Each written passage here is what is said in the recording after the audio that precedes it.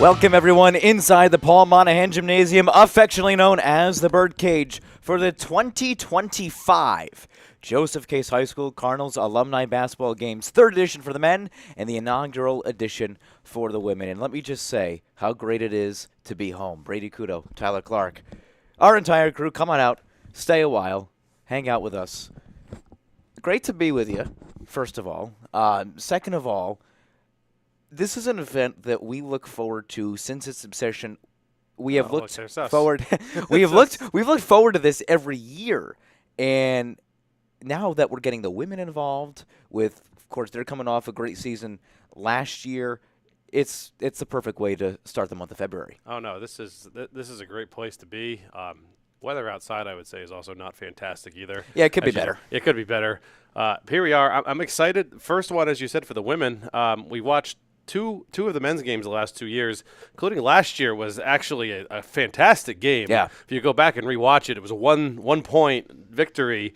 I'm very intrigued how this is going to go for the women's team. Now, the majority of the women playing in this game were actually part of the 2005 state championship basketball, the last state championship for either basketball program coming out. Some of these players, I actually remember I graduated from Case in 2009, so some of these players overlapped with my freshman year at Case. That includes Sarah Fulmer and Desiree Harding. Were both seniors when I was a freshman, so it's been a long time since I've seen their names as well. One of the members of the OG team I actually did graduate with, Julie LaRoche, she was Julie Plant when I went to high school at the time. But I remember seeing all these players, so it's going to be actually pretty intriguing to see them come back again after all this time. And then, of course, Brady, you can more closely relate to the young guns. A number of these players, when we were still broadcasting basketball games on the regular here at Swansea Community Network, said their names a number of times, not only in basketball, but in a variety of sports. Yeah. Softball, I think some of them played soccer as well. So, again, this is for fun. This is a fundraiser. It's a charity game, essentially, raising money for the program.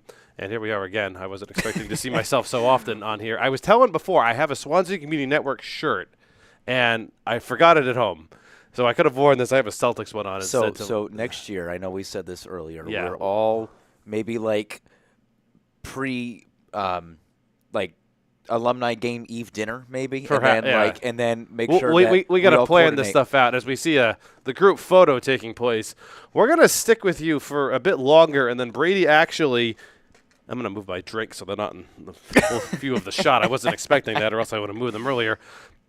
Brady's actually going to run out, do the courtside, and do the players. There's a brief introduction. I won't read them for you here. Yeah. We do have the starting 5 for each team. We did talk to the 2 coaches, which are Emma Plant and Kaylin Hayter, 2 current members of the basketball programs, I believe.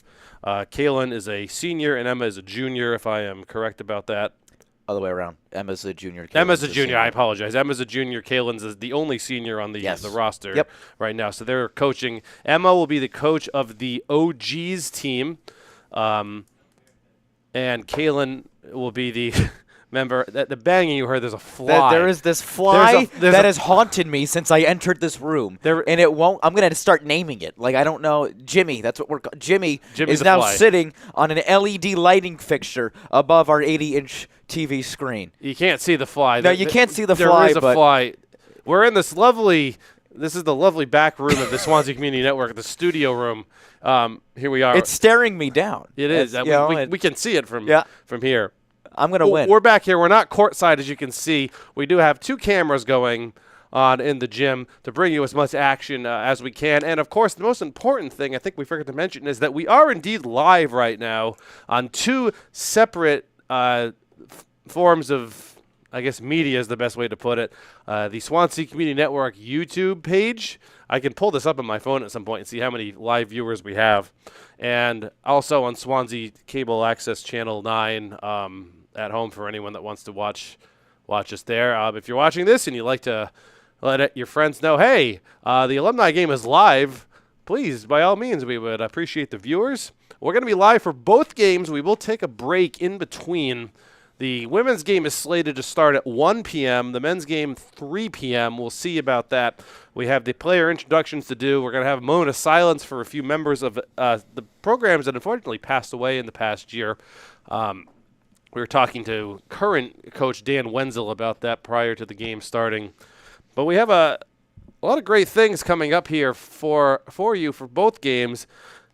Again, the inaugural game for the women. Never done this before. Hopefully this is going to start a new trend, a new tradition for them every year. I think it will. And the third game for the men, the roster for the men's, we'll get to this with the letter game, is loaded. Enormous. It's loaded. It's gonna be a fun grown game. Every year that we have done this. It's weird now. Like I know you always mention, you talk about your time here.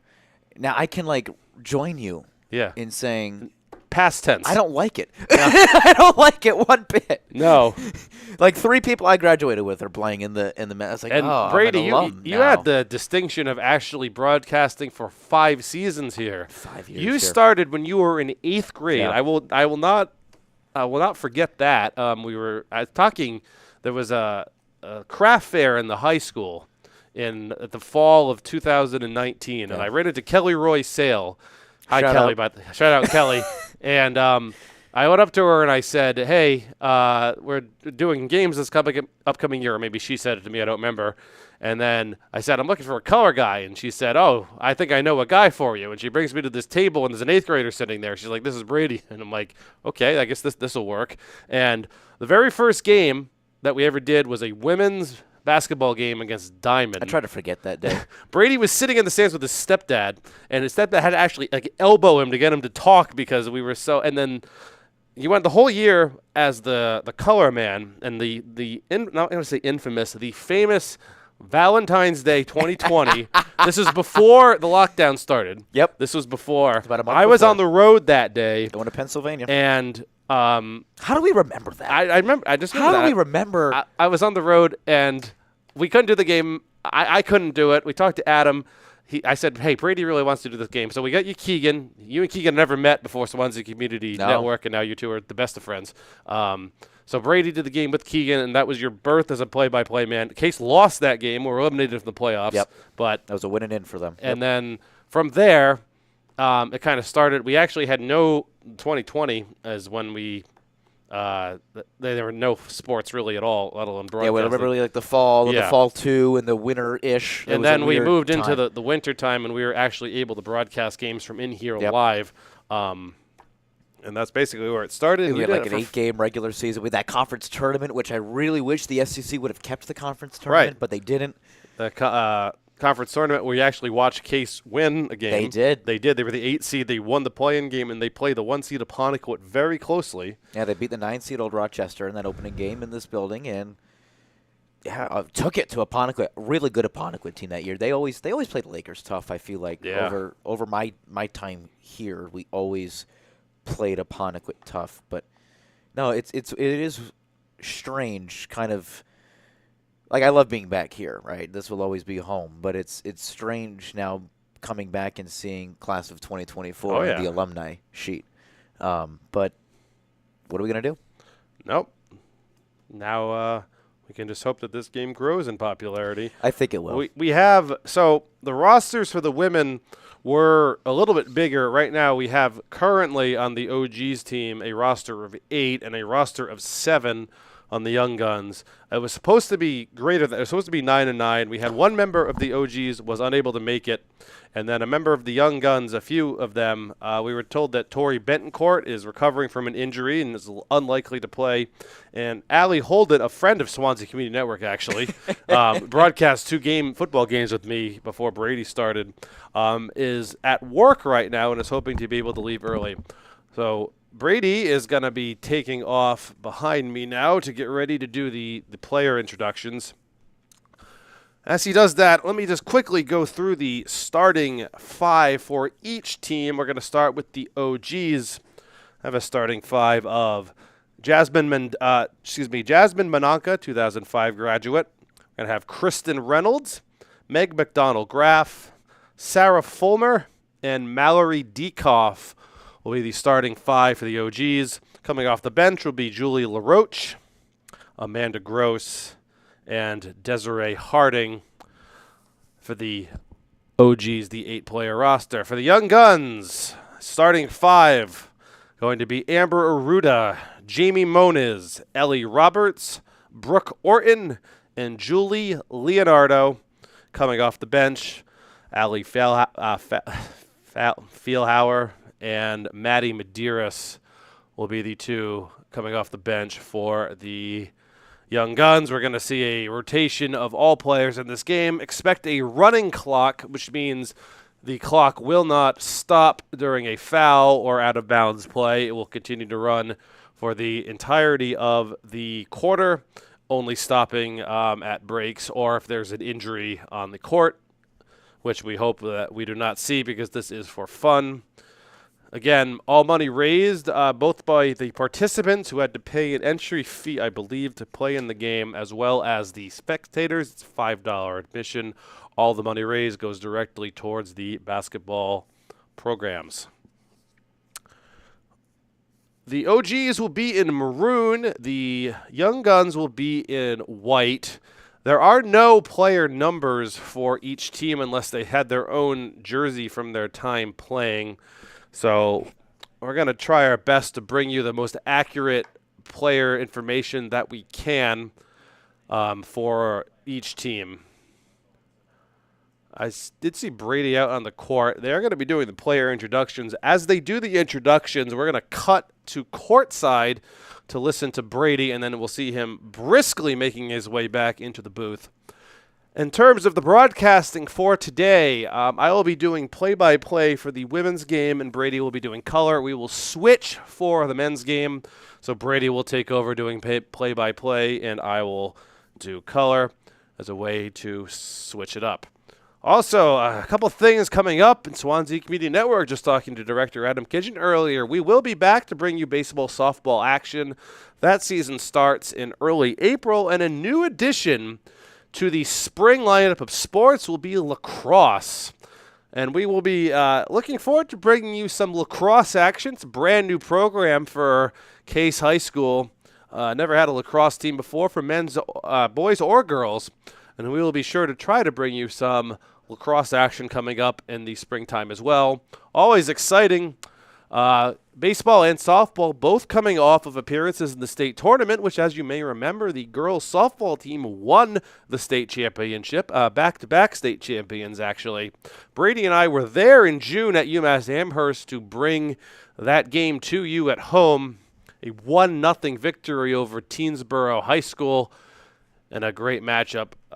Softball team returning a number of seniors. Baseball also returning a number of players. So that's what's going to be coming up in the spring for you to look forward to if you like watching your hometown Case High School Cardinals. We got softball, baseball, and lacrosse. See the clock on the court up there. About 2 minutes and 30 seconds remaining until the player introductions will begin. National anthem, moment of silence, anything else that may be planned in the pregame program. Again, this is Tyler Clark. Very happy that you were joining us live. If you're not watching live, you're watching after the fact. Thank you for tuning in, whether it's on Channel 9 or on our YouTube page. Every view counts. Let's help grow the page. Swansea Community Network. Like the page, subscribe if you want to get more local Swansea town action, whether it's shows hosted by the wonderful Lucy Cabral, or any sports that we may upload to that page for you. I also have a Card Magic show that you may have seen me on before, or I come to the Swansea Community Network studio and I bring you some card match that you can try and practice at home. But thank you for your support of Swansea Community Network. If you're tuning in live, again, thank you. Please share with your friends, family, anyone who you think may want to watch this that is not in attendance. Although there is a pretty good crowd kind of filling in. I see some signs, banners, support for some of the girls, I say girls, women now, out playing. The inaugural alumni basketball game for the women. 1 minute to go. Getting closer to that time. I see Brady, well-dressed, standing over by the Young Guns side of things. They are coached by Kaylin Hayter. And I see Emma Plant over there talking to Sarah Fulmer right now. Emma, the field hockey star, a junior basketball player, leads the SEC in almost every statistical category. Both of her older brothers, including Danny Plant, I believe you will be seeing, Drew Plant, you will be seeing in the game. Danny Plant is her other older brother as well. See Lucy Cabral up there manning the camera. 20 seconds to go. Very soon we'll be bringing you courtside as Brady has the microphone in his hand. And actually, I think this is a pretty good time. We are going to cut over to Brady now to bring you the starting lineups for each team, and I will join you when that is finished. Enjoy. I'll talk to you soon.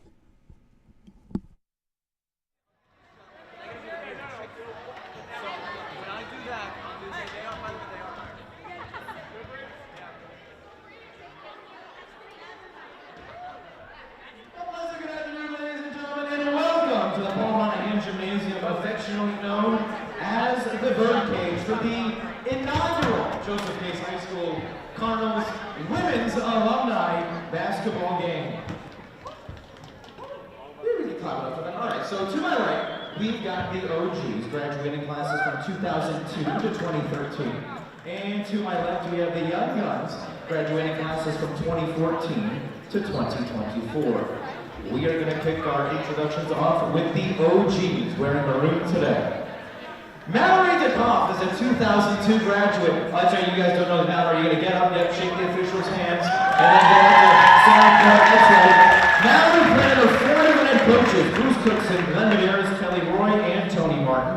During her senior year, she was a Coaches Award recipient and the team's Dave Combs Award nominee.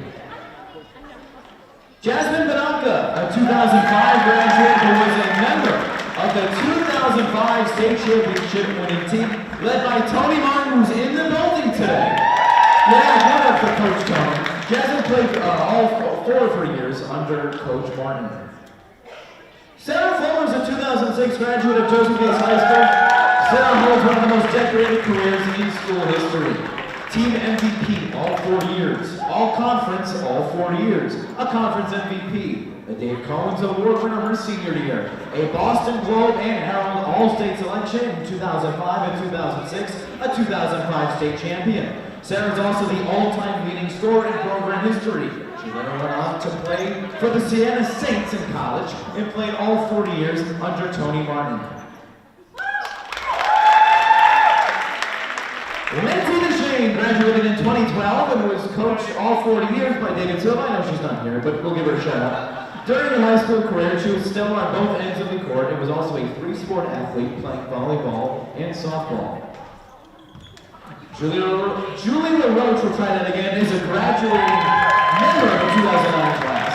Julie played all 4 years for coaches David Silva and Tony Martin. She was a Sportsmanship Award winner and honorable mention All-Star her senior year. She also was a former JV coach from 2015 to 2020.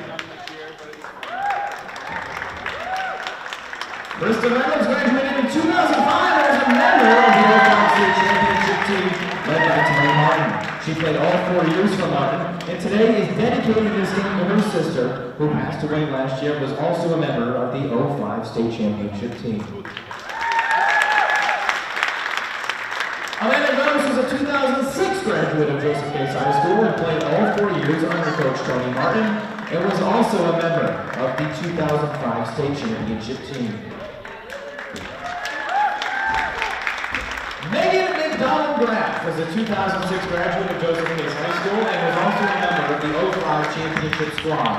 Megan played all 4 years under the leadership of Coach Tony Martin.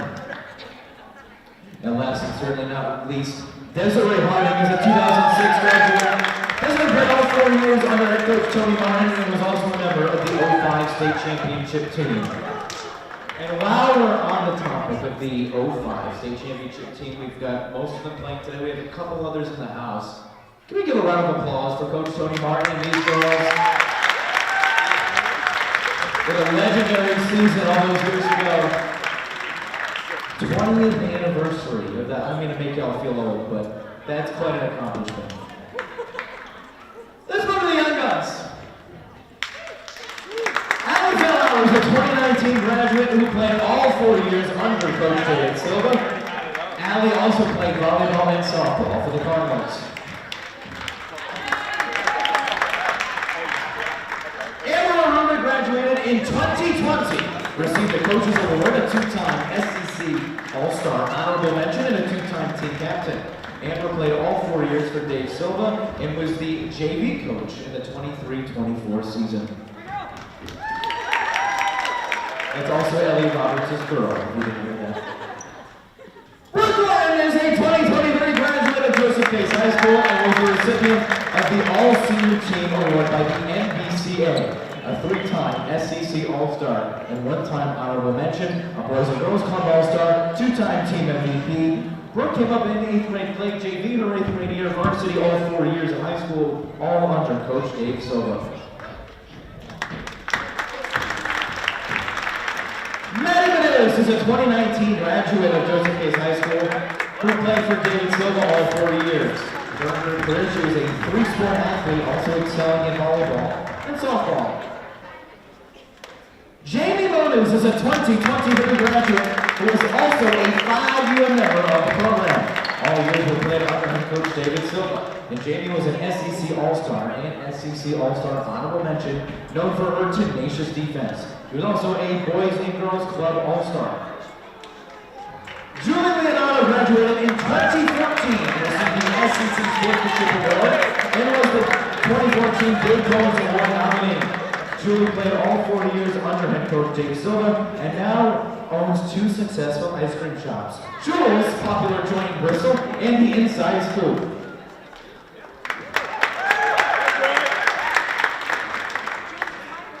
And perhaps the woman of the hour, Ellie Roberts, is a member of the graduating class of 2015. She was also a 2-time captain and played all 4 years under her predecessor, David Silva. She was a 2-time SEC Honorable Mention All-Star, a 2-time Coaches Award recipient, the Dave Combs Award nominee, and SEC Sportsmanship Award winner. She is now in her 2nd year as the head coach of Joseph Case High School and was previously the JV coach from 2020 to 2023. Let's meet the coaches. First of the OGs, it's Emma Plant, a captain of the 2024-25 Lady Cardinals team and 3-year player. The junior is a team leader and also the SEC statistical leader in just about every offensive and defensive category. Both of Emma's older brothers played for Dan Wenzel in this building, and Drew is playing in the men's game immediately following this game. Kaylin Hayden is coaching the Young Guns, a 2024-25 team captain, and the only senior of this team. She is a 4-year player of the program and is playing under head coaches Dave Silva and Ellie Roberts. She is also a multi-sport athlete and a member of National Honor Society.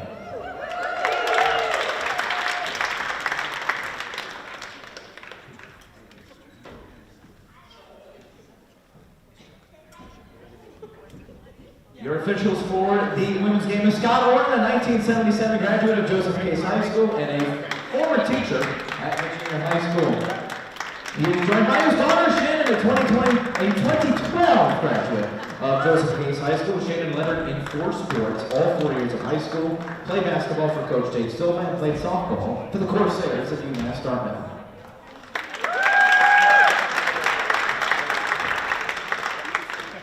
A special thank you to all alumni and spectators who came out to support the program today. We honor our past, current, and future Cardinals. Go Cardinals! Now, Julie Leonardo wanted to let you all know Jules is hiring. She didn't pay me to tell you that, so if you're looking for a job, find her after the game. At this time, we ask if you're able to please rise. And gentlemen, remove your caps. As we honor America and those who protect its freedom, domestic and abroad, with the playing of our national anthem. That's not it. That is not the national anthem. Yes, sing it. Well, sing it. Ladies and gentlemen,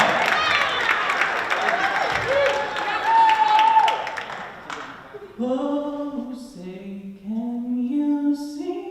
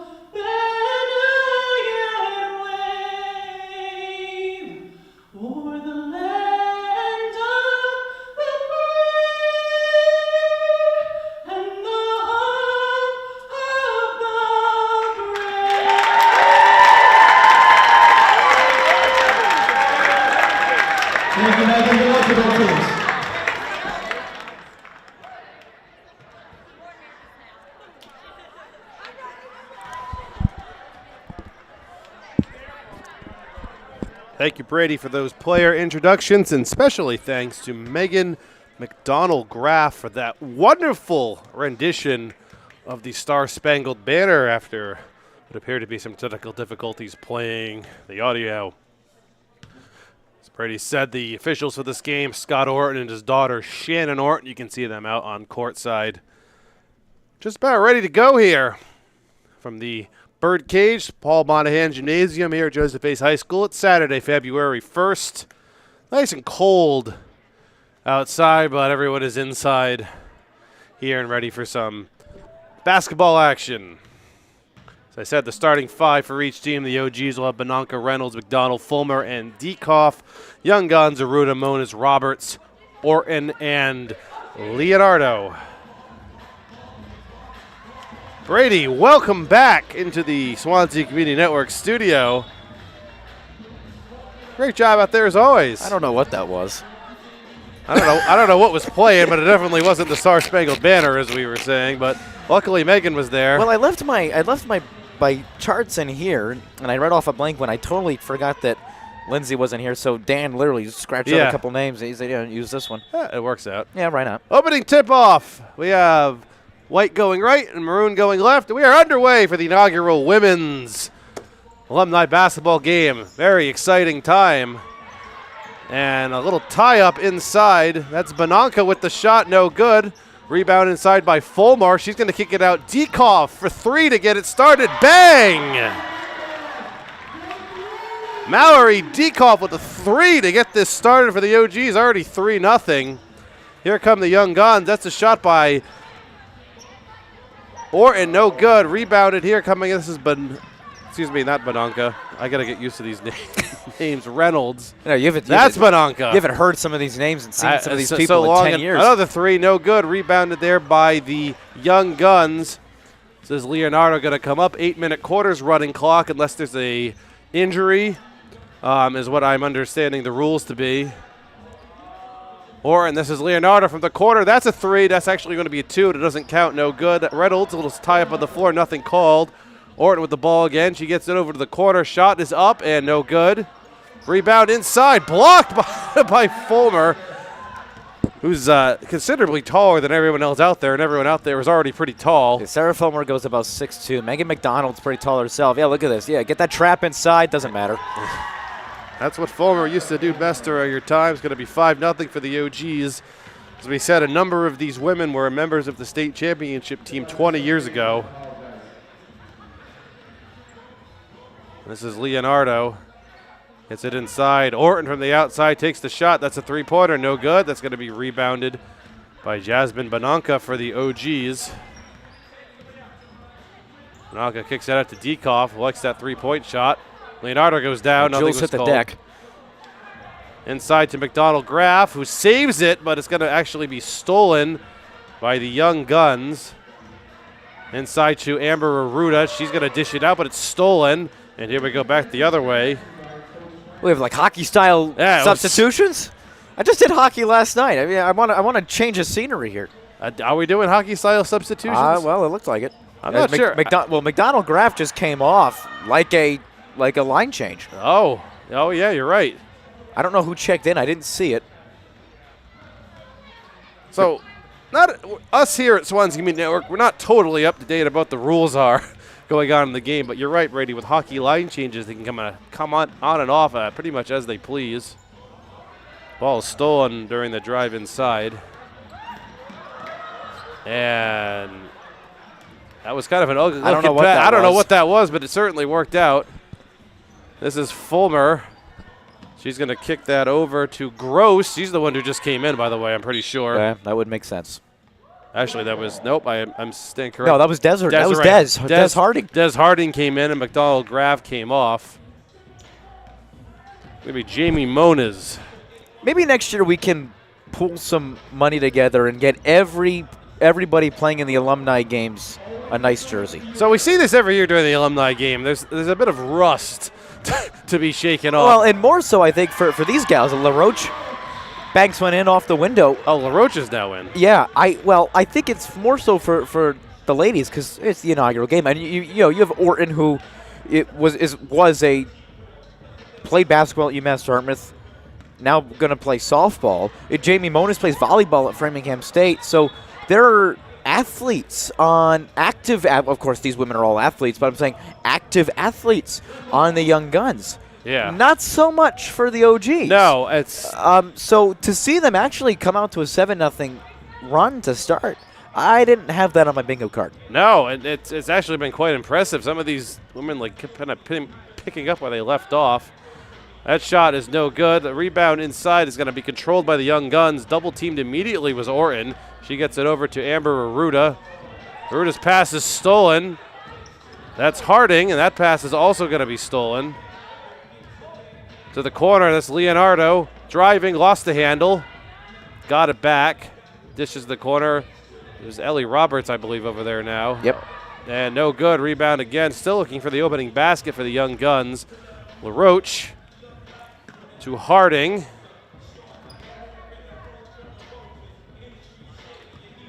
LaRoche again, back to Harding. Inside looking for Looks like Gross. Gross, yeah. I'm a fan of the 90s rap going on inside the birdcage right now. They got the music constantly going. Another missed shot from the Young Guns. Still at 7-0 right now. We'll do a point breakdown at the end of each quarter. I'm not keeping track of rebounds. Dekoff, long three, bang! That extends it to 10-0 for the OGs. Dekoff certainly picked up right where she's left off. That was not a short three. That was pretty far That was back. like 3 feet outside. Moniz looking to get it out to Orton, but it's stolen. That little scrum, there's going to be a jump ball called there between LaRoche and Jamie Moniz, called by referee Shannon Orton. That's going to go to the Young Guns here. As Orton gets it in, she does so to Jamie Moniz, to Julia Leonardo. She's going to shoot a three, and no good. Stolen and blocked inside. The OGs just definitely have a height advantage on this one. I get that goes without saying, I suppose. Yeah, Fulmer and McDonald, I mean. Fulmer inside. When Emma told us she was going to start the two bigs, I was like, that's ingenious. I mean, I think you'd be silly to not do that. So 12-0 already for the OGs. I see Philhauer in now for the Young Guns. Instead of random substitutions, it's going to be impossible to keep track of for us in here. Leonardo's shot no good. Rebounded by McDonald Graff and tipped away, and it's going to go to the OGs. Out of the court right now we have, it looks like Reynolds. She's going to grab that ball. I see Sarah Fulmer, Mal Dekoff, McDonald Graff, and Harding out there are the 5 for the OGs. Dekoff to Harding. Up to Sarah Fulmer. Back to Harding with a dribble. Tried to shoot, immediately double team. Good defense there by the Young Guns.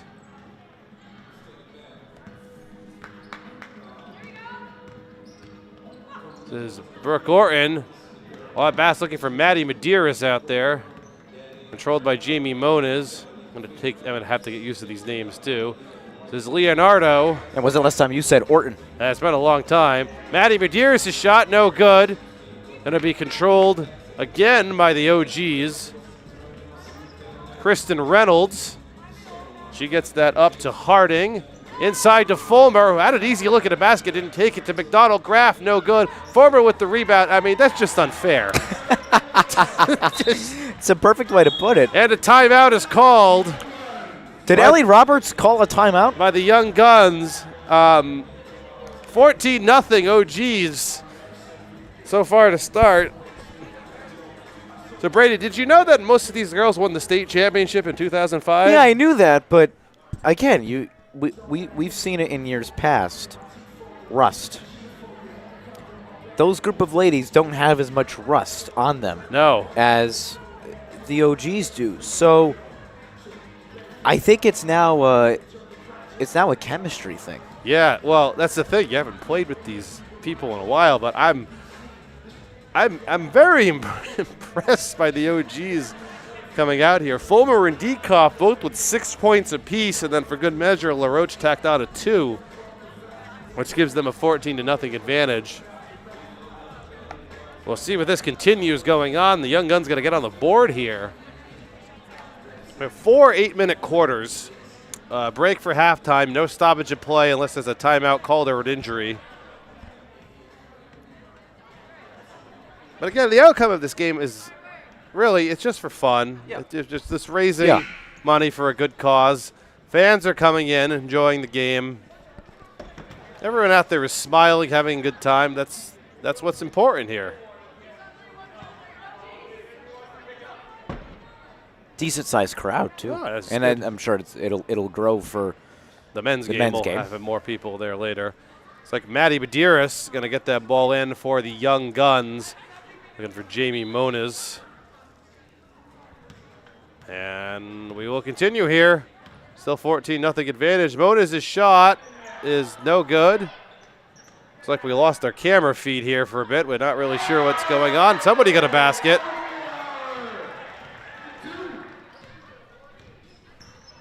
I assume that was Jamie Moniz that got that, but I'll check later. This is LaRoche up there for the OGs. Inside, a little bit of contact. it should have been an and one there for Gross. But Gross gets the basket. As the fly returns in here. Leonardo with the shot. That's going to be It's up. our third air ball of the day. Air ball, and they'll be controlled now by the OGs. The Young Guns did score, by the way. They do have 2. Fulmer, a little time. 0.1 seconds to go here in the first quarter. Just inbound, quick shot, go to the break. I don't think we're even going to have time for a quick shot, but we'll see. They get it into Fulmer, and a little bit of defense Oh, there. yeah, she might have if Orton actually wasn't there. If you look like a little tap. And that'll do it for the first quarter. 16-2 in favor of the OGs. Pretty dominant showing so far. Fulmer and Dekoff both with 6 points. LaRoche and Gross both had 2. We missed the basket for the Young Guns. We'll find that out probably at halftime who got that. I think it was Jamie Moniz, but we'll see about that.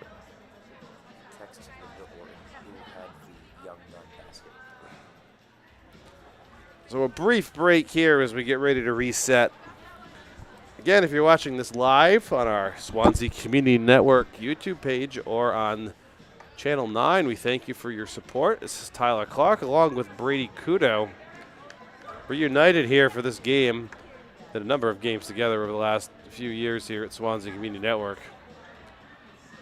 First annual women's alumni basketball game. OGs are in maroon, looking pretty good so far. The Young Guns are in white.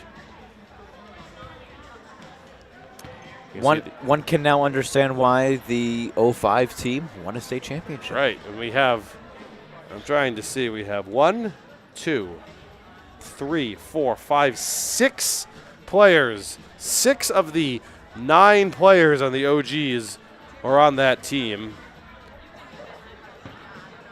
The other exceptions being Mallory Dekoff, Julie LaRoche, and actually I think that might be it. Did I miscount? 1, 2, 3, 4, 5, 6, 7. Jasmine. No, Jasmine Now was they her have 8, senior so year. 6 of the 8. So everyone except other than Mallory Dekoff and Julie LaRoche played together on that championship team. Yeah, LaRoche missed it by a year. She was in 8th grade when they won. When they won it, that's when I was in 8th grade too, so that checks. So you graduated with Julie. Yeah, I that's right. did, yes. She, Now teaches in this building. oh, does she? Just the child care teachers took over for Miss Pam Alexander this year. Oh, I see. It was Julie Plant in high school. Yeah. That's how I knew her. That's how I always knew her, I should say, and then she got married. Take a look at the girls basketball team this year for Case. It has been a season of ups and downs. 4-11, just dropped one to West Bridgewater on the road last night. 4-11 overall, 2-6 in the SEC. We mentioned Emma Plant is near the top of the table in just about every category. In the SEC, 13-10 last night. Putting together a really solid junior season that Which I find it I find it kind of amusing that her and Kaylin Hayter are coaching in this game, and their actual coach, Ellie Roberts, is a participant. Leonardo with the shot. Still no. Here come the OGs. That's going to be Gross inside. Actually, there's Reynolds inside looking for Gross. Gross has it now. Tipped away. Feelhauer. Shot by LaRoche. No good. Rebound pulled down. Amber there. By Amber Arruda. Jamie Modis. She's going to pop a three. No good. I have never seen Jamie Monas take so many threes in a game before. This is awesome. She never shot it from the outside. Never. Foul call. I don't think they're keeping track of fouls here. No. Remember, she'd sit kind of like at the volleyball line or like free throw line extended. She would just kick the juice out of people defensively. And then offensively, you know, she'd lower her shoulder, grab some tough body buckets. Honestly, I know you remember Chris Costa playing more than I do. I'd say that's a pretty fair equivalent. Yeah, very similar. Shot by McDonald. Fulmer was no good. And going to be off of White. Red ball still underneath for the OGs. Got a sub checking in for the OGs. McDonald and Dekoff in for McDonald. Dekoff, another three, in and out of the rim. Still a pretty good look. This is Leonardo. Over the half-court mark, looking to drive. Kicks it back instead to Medeiros. That's out to Feelhauer. To Medeiros. Inside, looking for Arruda. Tips around. Now controlled by Reynolds for the OGs. Reynolds going to drive. She kicks it. Looking, I think, for two people there, but neither of them were looking, so that's a turnover. Goes to the young gun. Still no scoring. Actually, the ball, I think they're stopped with the running clock because that clock did stop there very briefly. Are you getting flashbacks with the Feelhauer and the Medeiros? Yes, I am. Yeah. Certainly. Feelhauer to Medeiros. She puts up the shot. Off the rim. No good. Rebound controlled by the OGs. Reynolds again. Ball on the ground. Controlled to Dekoff over the half-court mark. Dekoff looking inside for Sarah Fulmer. I mean, why not? That seems to be the strat. Shot from the free throw line, no good. Rebound controlled, Maddie Medeiros. Scoring is certainly slowed in this period. Jamie Moniz to Feelhauer to Medeiros. Long pass tipped away, stolen, and stolen back by the young guns. That was actually a great defensive play to tip that away. Amber Arruda. Feelhauer, she pops up the shot. That's a two-pointer. If it goes, it does not. Rebound by Modis, blocked by Fulmer. Blocked by Fulmer. That's a flashback to 20 years ago. Long three-pointer is in. Dekoff with another three. I cannot believe this is. She's got three of them so far. 19-2 the score. I mean, this isn't even close. Floater, no good. That was Ellie Roberts with that shot. Kicks it out to Medeiros. Her shot is no good. Controlled by the OGs. Here's the shot, and no good. Feelhauer controls that to Ellie Roberts. I should say Coach Ellie Roberts. Yeah, right. Roberts to Leonardo, back to Roberts. She's going to shoot a three herself, and in and out of the rim. Controlled by Amber Arruda. Shot no good. I don't know if you heard. I apologize. Did you hear Dan just now? I did not hear what he said. So, he's got two girls. And they were, there you go. Amanda Gross. Dan's got two girls. Yeah. I know you know that. Yes. They were making, see as we get it now, far right corner at that table, they were making signs. Yeah. So I don't know what they were doing, but I heard out of the headset, Meadow, Piper, move fast. And they like sprinted. That was who was sprinting on this. So, that Hey, listen to Dad. Classic Dan. Yeah. Classic Dad. Classic Dan. He would be the only one to yell at his kids through a microphone in the middle of a game. As we were talking, I was off of White, so inbound to the OGs. That shot from McDonald Graff, no good. Rebound controlled. Moniz. Open shot, takes it, no good. Inside from Moniz again. Kicking out. Feelhauer pops it, no good again. Moniz gets a lot of offensive rebounds right now. Now Orton going to throw it in. She gets it. Brooke Orton hits the three. Makes it 21-5. 3 minutes to go here in the first half. We'll take a brief break for halftime, as I said. Shot was no good from the OGs, controlled by the Young Guns. Moniz back to Orton. Has an open look at a three. If she takes it, that's Ellie Roberts. Orton, she already just made the last one. It's a two-pointer, and it's in. Don't see that shot too often anymore, but she made it count. No, but that was her. That was always her plan. That's Plan A would always be just sit, wait for the catch, and shoot. Diekoff, no. Rebound controlled inside, and a foul called there. But Orton's plan B would always be, if I don't have an open three, let me shot fake, go on the dribble drive, pull up from 15, pull up from 16, and I'll beat you either way. That's always why she was so dangerous. If all three levels of the floor she could score from. She wasn't a bad defender either. That's something like she got better on as she progressed. The shooting was always there. Scoring was always there. No, well, you saw 2 glimpses of it there. Yeah.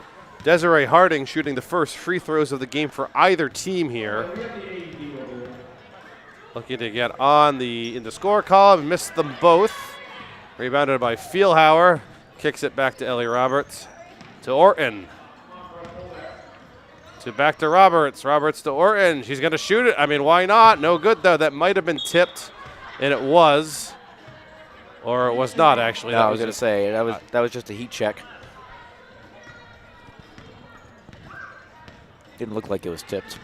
No. Under 2 to go. Yes.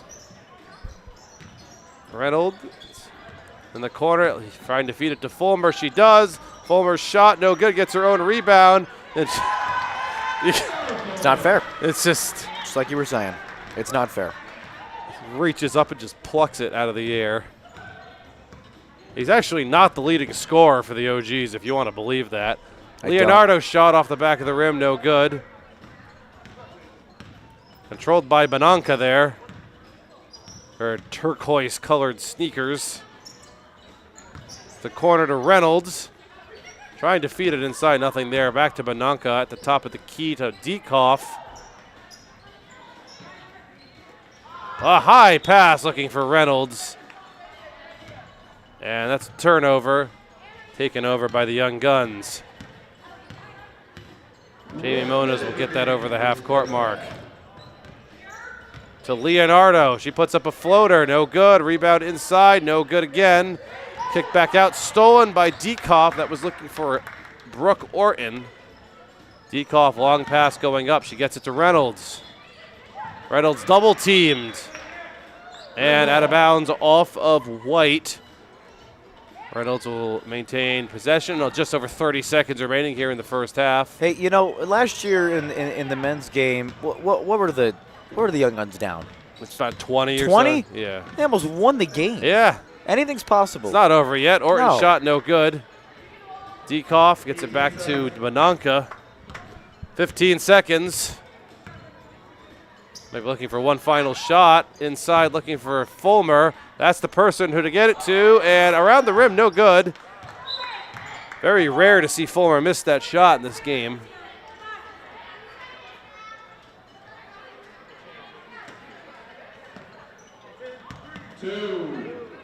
Diekoff is going to be fouled, actually, as the whistle is just about to blow.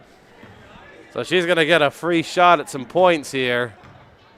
And a very well contested shot that was far off the key. I'm going to say, Shannon was right there. Scott was the far side. That looked like that was all ball. Diekoff's first free throw is good. Double-digit points from Al Diekoff. We'll do a quick point breakdown as soon as she finishes up these free throws here. In and out for the second one.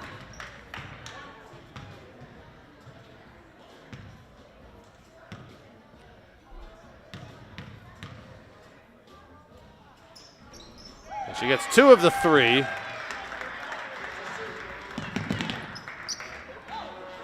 Long shot. Not really much of a shot for that to go in. So at halftime, they'll make the score 27-7 in favor of the OGs in a pretty dominant performance so far. Sarah Fulmer with 8 points. Mel Dekoff leads the way for both teams with 11 points.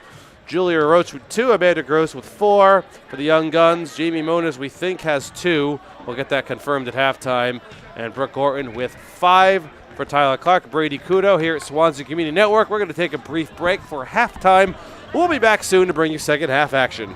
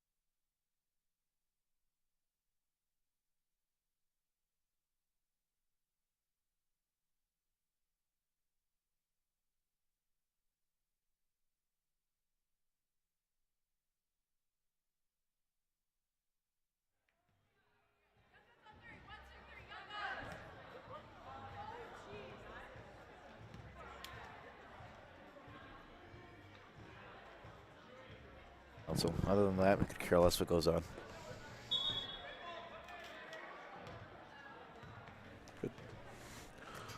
Welcome back to the second half of the first annual women's alumni basketball game. The Birdcage, Joseph Hayes High School, Paul Monahan Gymnasium, Tyler Clark, Brady Couto. Brady, we talked a little bit about this. Was not expecting a 27-7 halftime here. OG's looking pretty much unstoppable so far in all aspects of this game. Not at all. But if you do remember, like we were talking about before we went to break, I mean, the men's game is a 20-point game, give or take, at the half. The Young Guns were down, and the Young Guns almost came back and won. So while I'm not going to sit there and say, oh, it's definitely comeback is possible, if, the Young Guns can put up some decent shots, not force anything, get some stops on the other end. Yeah. Get it to their shooters. I think Orton may have to touch the ball a little more because, she knocked down. I think she's 2 of 4 from the field. Yeah, She's Fulmer has another one. Yeah, well, then yeah. The problem on the other end is you don't stop Sarah Fulmer, right? I mean, we see it.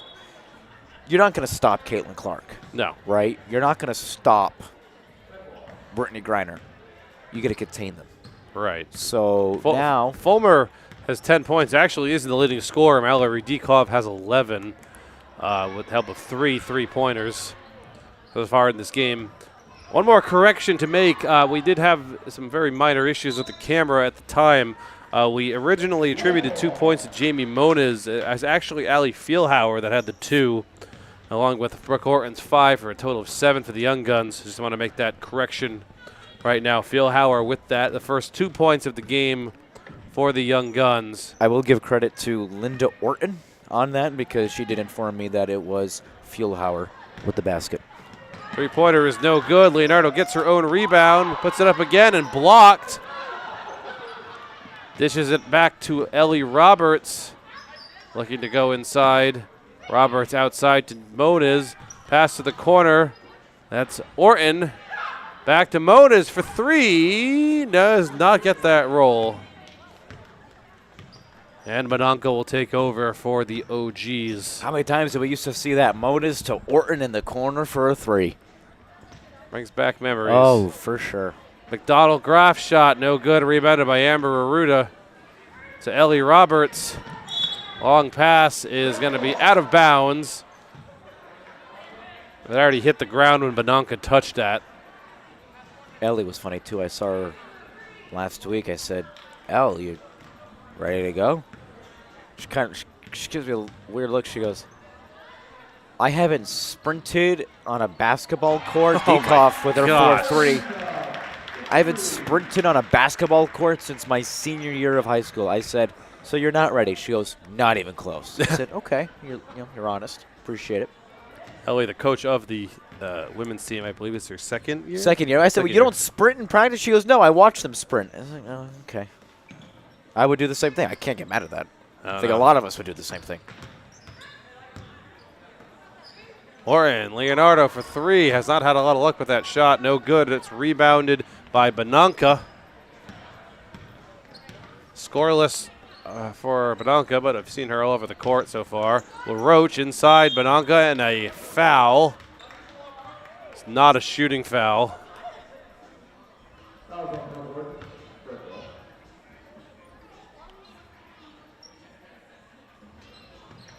That's inside. Shot no good. Tipped around. Fulmer actually does not control that. It's picked up by Jamie Moniz. Moniz lost the handle. Looks like it was knocked out from behind, so White will maintain possession. Scott Orton, referee, retired teacher from the Swansea schools system. Watches as Orton to Moniz. Orton to Moniz, and in it goes. Just like old times. Yeah, that was her bread and butter. Is that? And a timeout called on the floor. That was her bread and butter. That little fall away hook shot. I don't even know what you want to call it, but live in the paint. That free throw line extended. That's where she lived, and brought her a good amount of success. So the deficit has been cut to 21.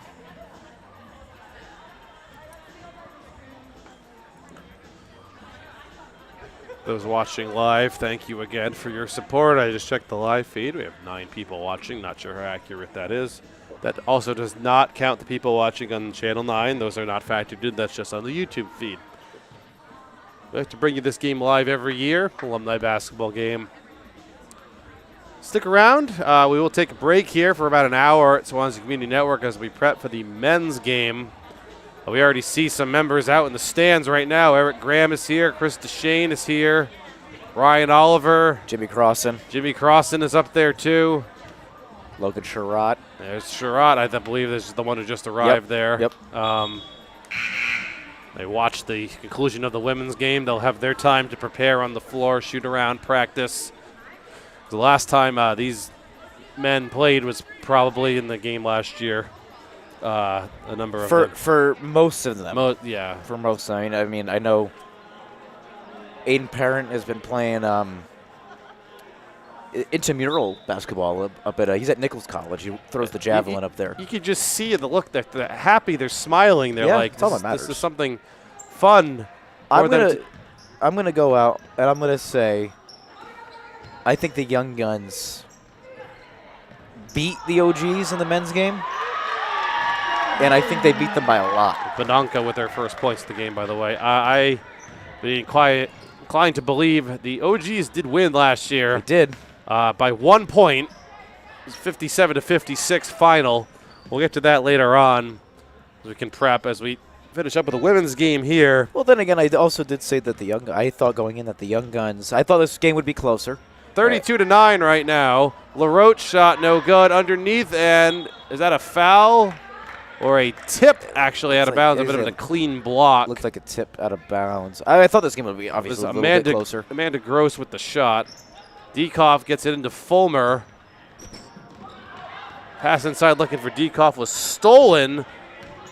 Young Guns have an opportunity the other end, and they do as Leonardo puts it in, her first basket. Good feed from Mona's there.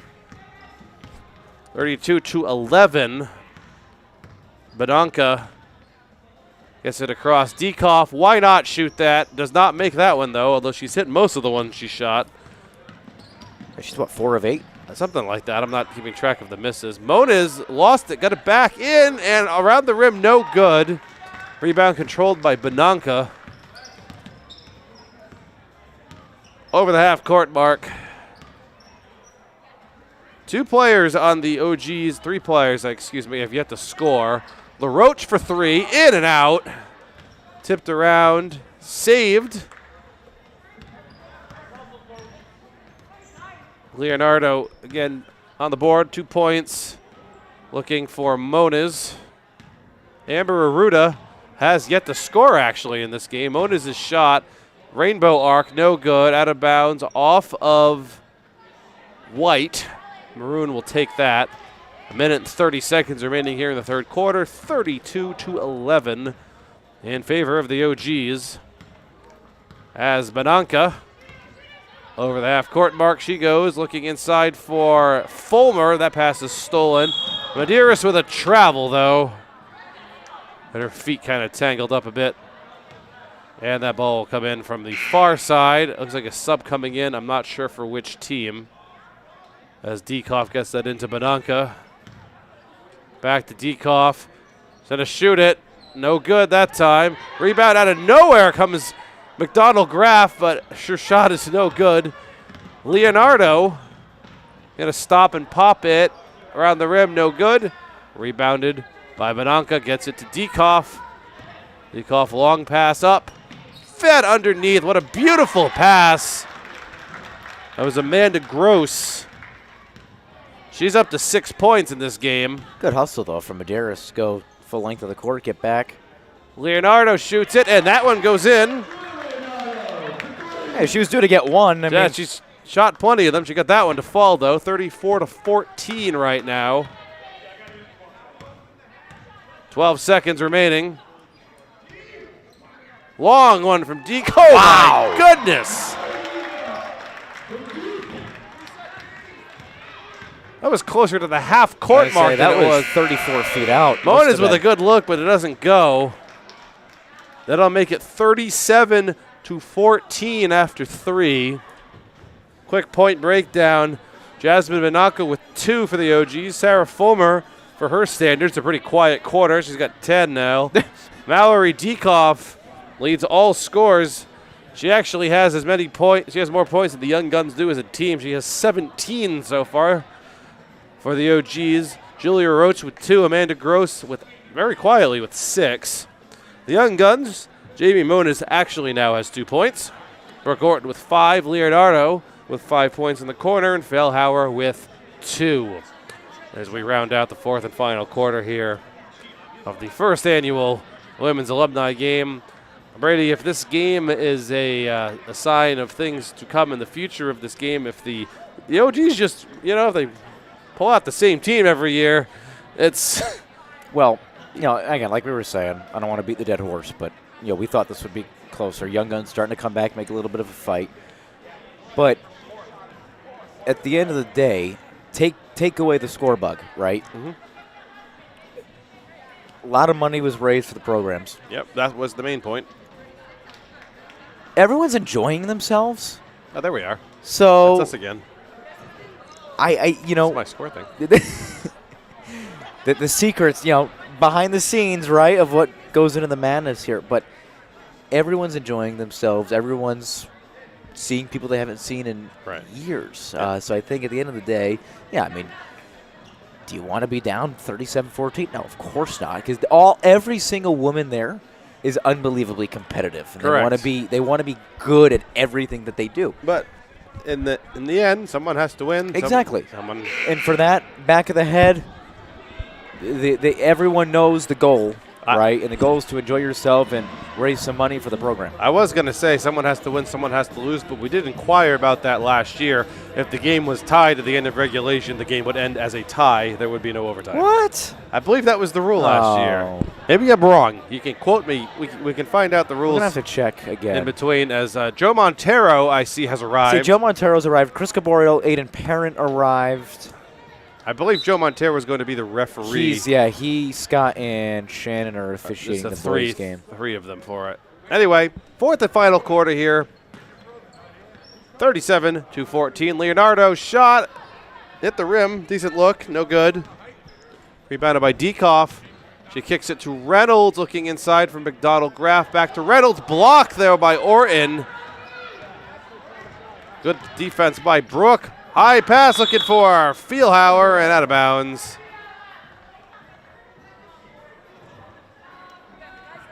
And Amanda Gross will get that in to, sorry, that was Harding, Desiree Harding. And lost. Can laugh about it. Inside from Moniz, looking back to Orton and stolen by Dekoff, but it was off her foot. Nice idea, though. I mean, I understand what they were trying to do. They were going to play, patty cake, Baker's man until Dekoff ended up in the oven. Orton shot, no good. Rebounded by Maddie Medeiros. That's no good. Rebounded and plucked by McDonald Graff.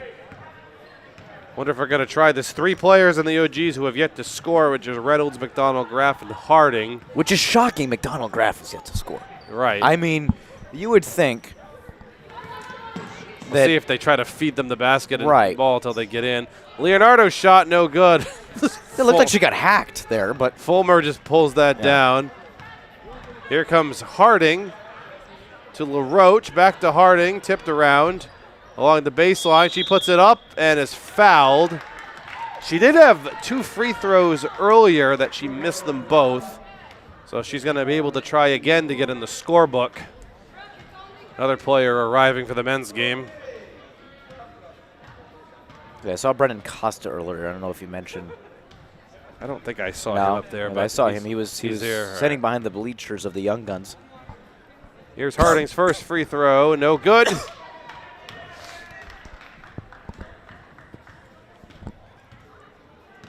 Second try. Really the 4th try. To get in the scorebook. And does not get the roll. Not very many free throws shot in this game, period. I don't know if the Young Guns have even shot any in the game. Rebound pulled down by Reynolds. That's Benanka, sorry. Recognized the shoes. That's how yeah, turquoise shoes. Turquoise shoes. That's the description we were given. Ananka to Harding, inside to Fulmer. Back out to the corner. Dekoff, no. That's probably the closest to the corner. She shot one of those so far this game. Orton to Madeira. Still no scoring in this quarter yet. There's Fieldhauer's shot. That's no good. Controlled by Harding. She gets it to Badanka. We clarify that. No scoring for either team yet. No, not in this quarter. Harding got to stop and Paul gets a decent look. No good. Fulmer with the rebound. Just puts it right back. And not much Medeiros can do there. I no, it's just when Fulmer pulls that down with an open look, that she's going to score. I mean, Fulmer's, about 8'2". Maddie's not. Floater is no good and a little high. Stolen, though, by Leonardo. Good defense. Pops it to Fieldhauer. Back to Leonardo. Thought she was going to shoot it. Does not. To Orton. To Medeiros. Back to Orton. Briefly considered it. To Medeiros and a little far. And Medeiros knew it. And a timeout called by the OGs. Yeah, there's Brendan. Oh, there he is. Okay. Logan, Josh Creaney there. Zoom in on the young guns there. You can see former coach Dave Silva in the background talking to Costa, as you aforementioned. Ellie Roberts with her own choreography to Suit and Tie by Justin Timberlake. I do remember in the past the music was extremely loud. The first year it was really loud, and that was, when Dan was like seeking feedback, I was like, you gotta lower that music. Yeah, there's Peach Fuzz. Like, you gotta lower your music. It was very loud. And then the second year, they did, which was good.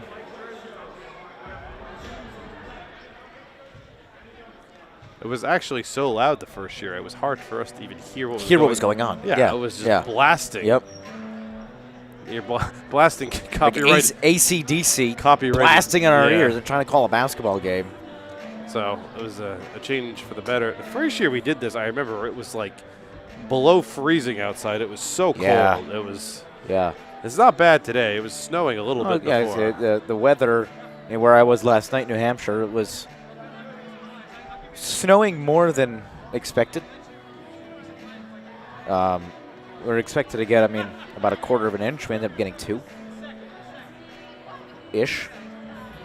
And then coming down here today, cold, obviously, as expected. And his flurries a little bit. I was like, little flurry won't hurt anybody.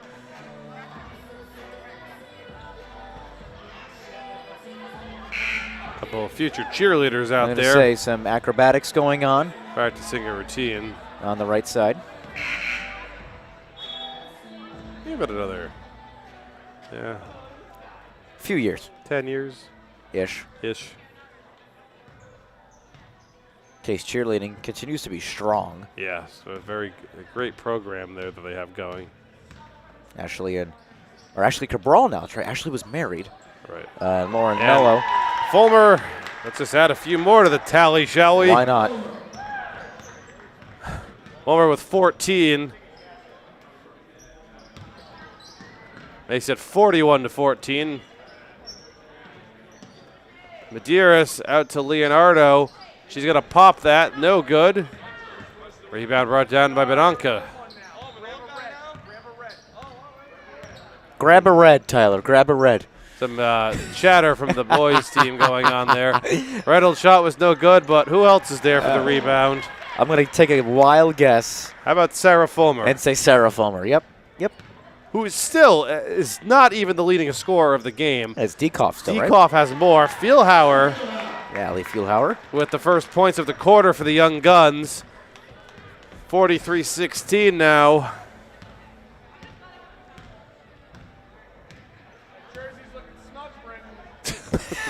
Jersey's looking. I love his, at least when I sit at the table, he doesn't try to be funny. No. That's what makes him so great, Right. is his dry sense of humor. He'll just say things that we at the table, there's 4 of us, we just lose it. JB Moniz. Because what he says is usually funny, but not only that, it's usually true. Yeah. And he's not afraid to speak his mind. I think that's why he's so well respected around here. And he's good at his job. Yeah. Social studies teacher at the junior high. Yep, 8th grade. 8th grade. Replaced Joe Montero, Yeah, I yeah. believe. Yeah. So Dan came up, took Joe's spot. And then I think it was an English teacher teaching 7th grade. She ended up getting her history license, moved to history. Then Casey Geronimo, one of the women's assistants, actually took that English spot. You know, it's like silly season in NASCAR over there for a little bit. Everybody reshuffling. It happens. So McDonald Graff, who has been surprisingly held scoreless so She's far. going to get it here, I believe. Looking for her first point. Leonardo, is there a timeout? There is a timeout called. Hold the phone for just a moment. I'm not sure if I'm not sure how much time is remaining. So we see what you see. Yep. What is on your screen is exactly what we see, except our TV is absolutely enormous that we're staring at here in the Swansea Community And your Network. TV might be enormous Well, as it well, could be, but we but don't know. This one is quite large. We're staring at it, so we know however much time is left if you do. We know the score is 43-18. I'll do a full point breakdown at the conclusion of the game. And then, as I said, I hope you join us. You don't have to stay with us on the air. I mean, we'll be taking a break from that. But Well, if you'd like to watch yeah, us we'll live, hit here we go. Well, no, that's just the time. That's just the timeout timeout countdown. clock. 50 seconds remaining in the timeout. I mean, we'll do a preview like we did for the women, like coming back, like leading you into the courtside introductions, but Which will be you again. which will be me again. But as we said, we're going to flip-flop. Brady will be doing the play-by-play for that game. I'll be filling in with color. I have not done play-by-play basketball in quite some time. Since COVID. Now this was nice for me because the year that we came back, actually, you were play-by-play every game. I just kind of filled in. I think you did. I think I did one game, one or two with Keegan, Keeg Ham, yeah. and then I may have done one by myself. I don't remember exactly. Minute 52. There we go. Minute 52 seconds is all that remains. And a pretty understatement being comfortable. A 25-point lead for the OGs. They look to add to that here. Megan McDonald Graff, younger brother, James, also extremely tall. Another sister she had, Charlotte McDonald. First free throw is no good. The fly has returned inside of here. Don't pound on that table. I won't, but I thought we got rid of it. I just want to try to find out what time. I thought we were coming back at 2:45. McDonald Graff missed both of them, unfortunately, so she's still held out of the scoring column. There's still some time to get back in. Feelhauer to Leonardo. She'll shoot that in and out. Rebounded by Badanka. Will be double teamed at the half court mark. Badanka to Harding. Inside, they'll try to feed it to McDonald Graff. No good. There's Feelhauer. And an open lane to the basket, which she takes. It's no good. Rebounded by Aruda. It's on the floor, I think. That's on the floor, so I don't know if they're going to count that basket. For the minute, it looks like it was on the floor. I don't know. They No, did count said it. shooting. They counted it. So that's a shooting foul. Aruda picks up her first 2 points. Chance to make it 3 here, which she does. 3 points for Amber. Gets into the scoring column very late, but she still got in. Getting close to the end of this game, under a minute to go. Badanka looking inside for McDonald Graff. Shot no good. Really trying to get her a basket here. I want everyone to score. Leonardo, I don't think that's going to happen, though. Not everyone. Inside, that's Aruda again. Now she's up to 5 points. She very quickly is tied for the leading scorer. All of her points coming here at the very end. That's Dekoff, 27 seconds. To Harding, inside, that's Fulmer. Chance for 2 more, in and out, no good. Around the rim, rebounded by Feelhauer. To Leonardo. You think next year they'd let the announcers play? We'll see about that. Dekoff looking over, no good, stolen. Harding wants that last basket. That's inside to Gross. And the shot is no good. It doesn't really matter. That will conclude the game with a final score of 43-23 as the OGs handily take the opening game in this hopefully new to be series of games in women's alumni basketball. A quick point breakdown. Jasmine Anaka with 2 points for the OGs. Sarah Fulmer, 16 points. Mallory Dekoff, 17 points. Julia Roach with 2 and Amanda Gross with 6 for the OGs. For the Young Guns, Amber Ruda with 5. Jamie Moniz with 4. Brooke Orton 5. Julie Leonardo 5. And Allie Fieldhauer 4. Again, final score 43-23. We thank you for joining us here at Swansea Community Network. Tyler Clark along with Brady Couto. We're not saying goodbye. We're just saying see you in half an hour. In a little while. Please tune on back for the men's alumni basketball game. Thank you for watching, and we will talk to you soon.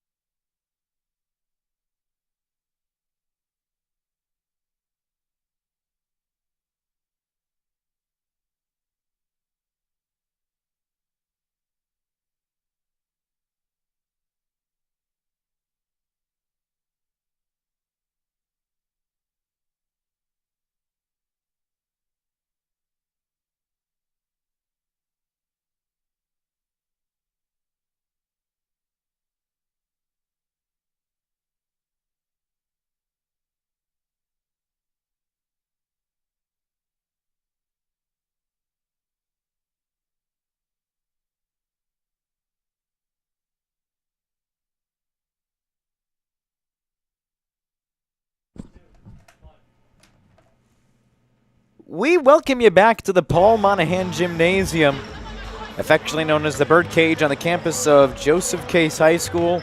The men's game featuring the Young Guns and the OGs about to get underway. Thanks again for joining us, Brady, Couto, Tyler Clark, the best production team in the South Coast Conference.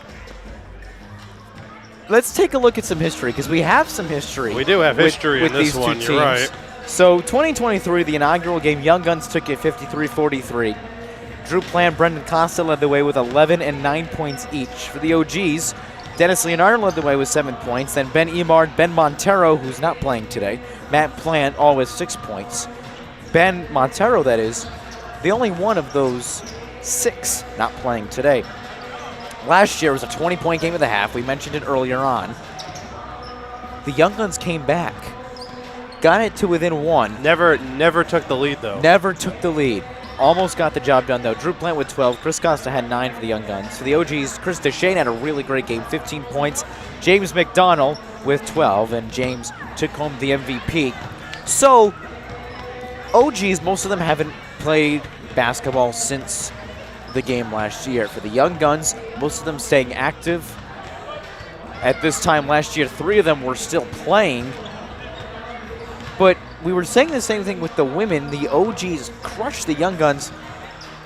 I kind of see a different narrative with this game. What do you expect? You would think, I mean, the first year that we came out, I would say the game won pretty much as we said. It wasn't a blowout. It was a 10-point win, but the Young Guns won pretty convincingly. I would say last year was a bit of a surprise for everyone at how strong the OGs were coming out. I'm curious if they're going to keep that momentum here or not. A lot of the players from that game are back again here, although I don't see James McDonald. No, James isn't playing. No. Which I was surprised. Chris Deshane is playing. We have a couple new additions to add. I'll do this for the OGs.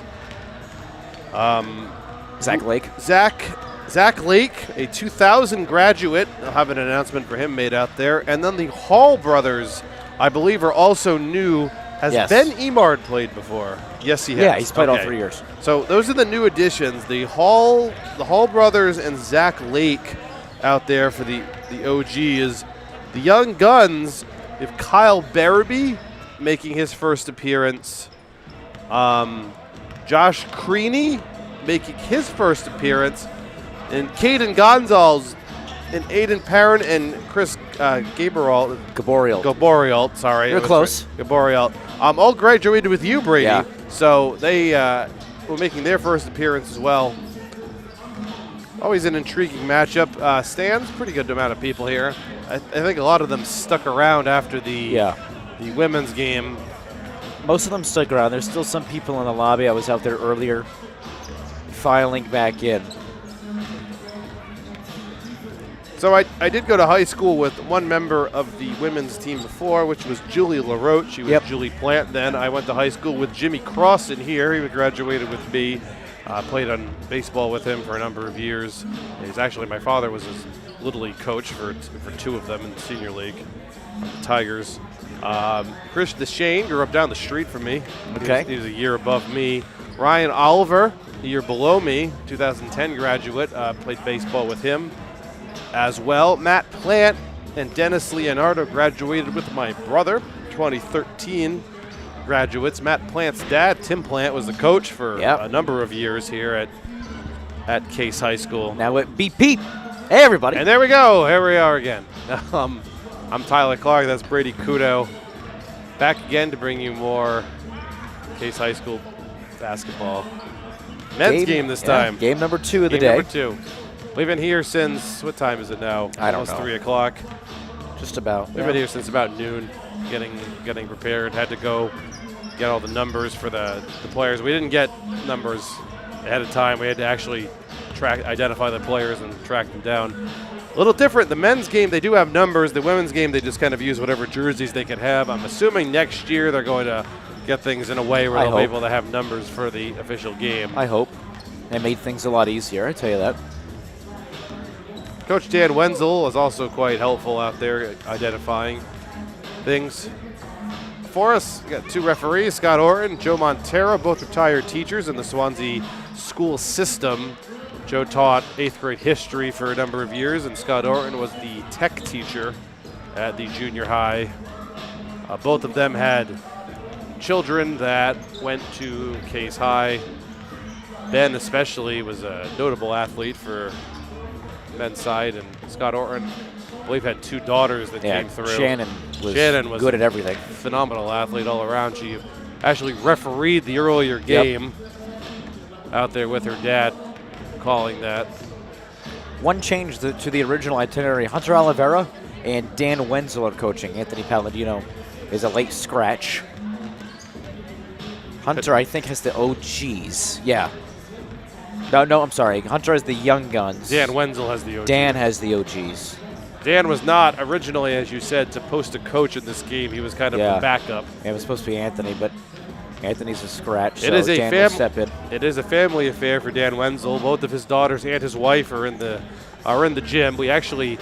His daughters received a shout out in the earlier game. I don't know if it was a shout out. I think it was more of a command. Like, yep, move in. Move.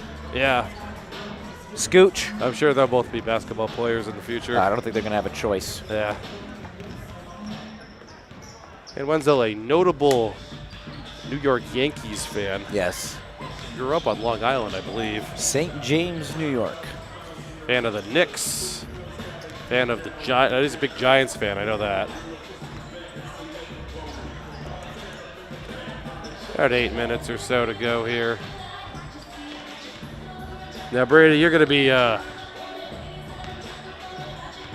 walking on out there again to do the introductions. Yeah. Is that correct? Yeah. I got minute 52. Case basketball this year struggling. Just the one win on the year against Diamond.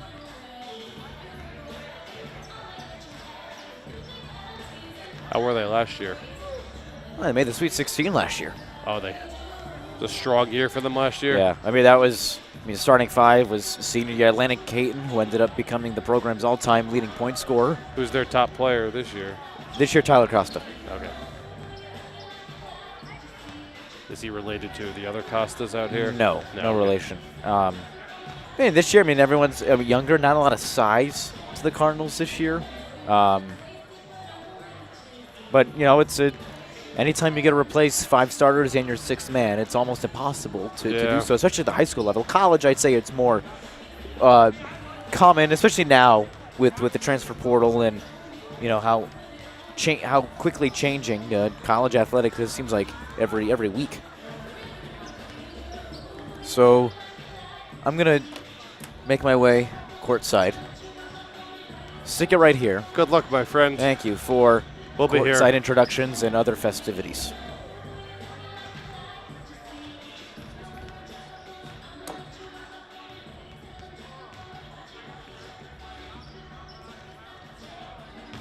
Brady is off and running with speed, literally running out of here.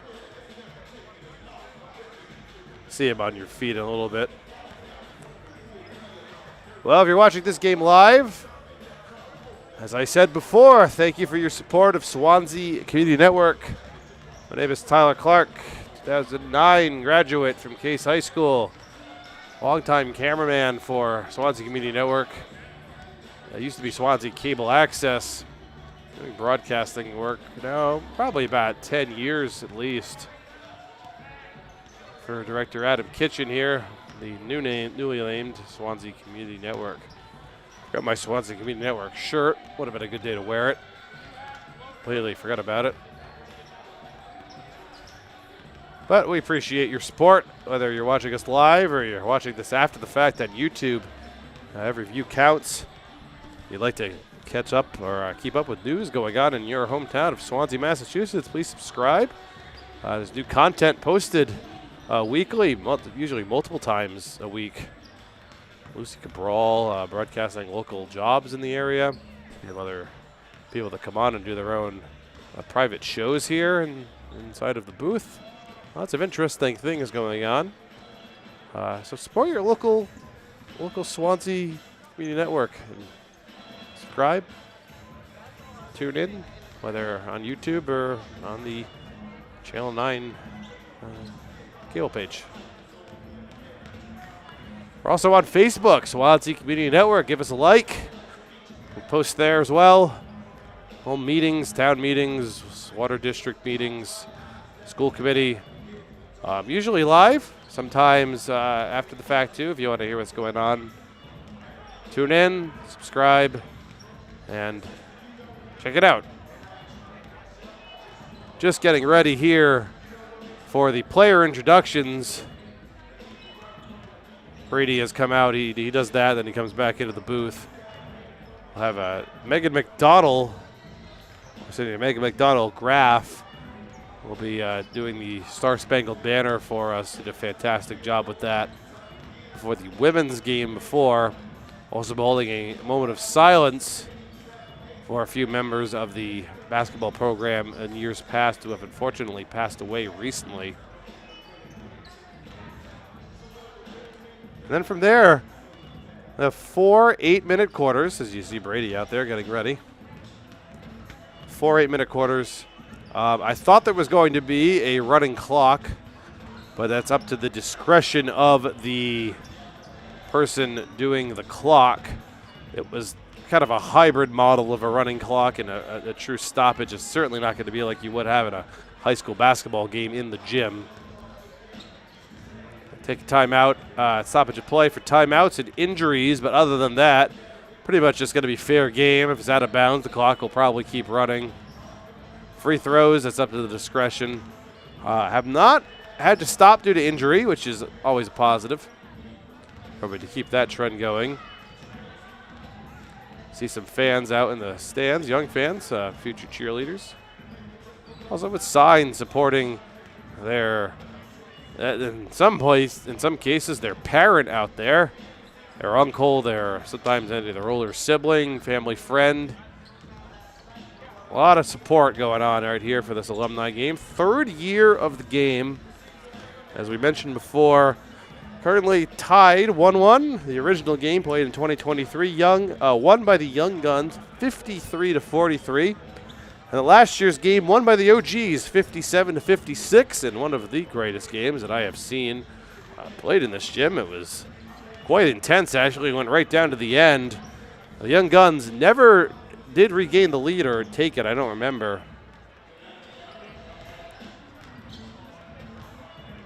Fantastic game all around. We're just hoping for a repeat of this here.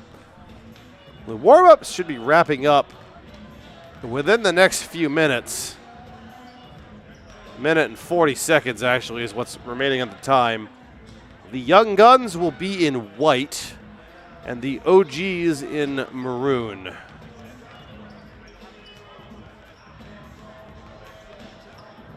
See in front of you is number 35, Caden Gonzalves of the OGs.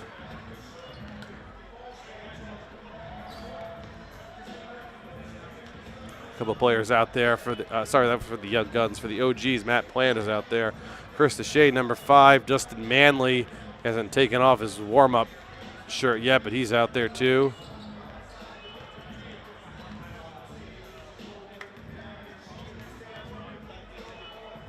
Number 54, I don't actually have on my roster. I'll have to find out who that is later.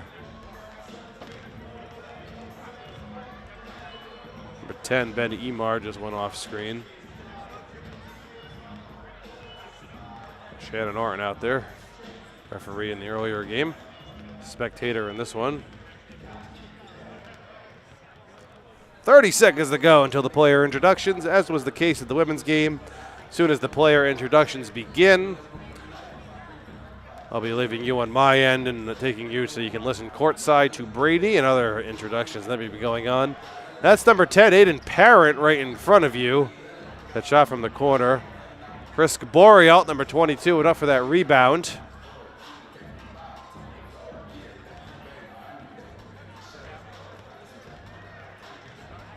#25, Eric Graham out there too for the OGs.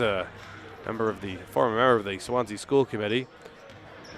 And warm-ups have concluded, so we are going to take you courtside right now to Brady Couto, who will be introducing all of the players and leading any other pre-game festivities. I'll be back with you when those have finished for opening tip. See you then.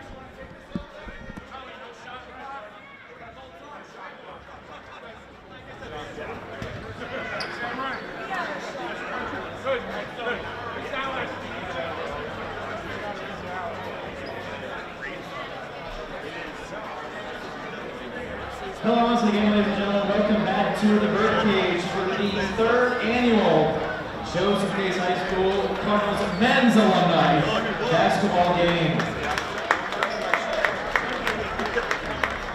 We've got the OGs, once again, from graduating classes 2000 to 2015, my right.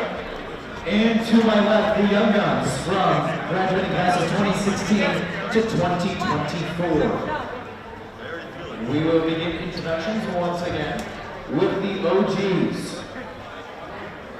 Starting with Zach Lake, a 2000 graduate and captain of senior year. This is Zach's first appearance in the Alumni game. A power forward and excellent rebounder in his day, Zach played for both Bruce Cookson and Kimball Crossley while wearing the maroon and gold. Eric Graham is a 2002 graduate, and this is his third appearance in the Alumni game. Eric was the 2002 Massachusetts State Free Throw champion, as well as the team recipient of the SEC Sportsmanship Award his senior year.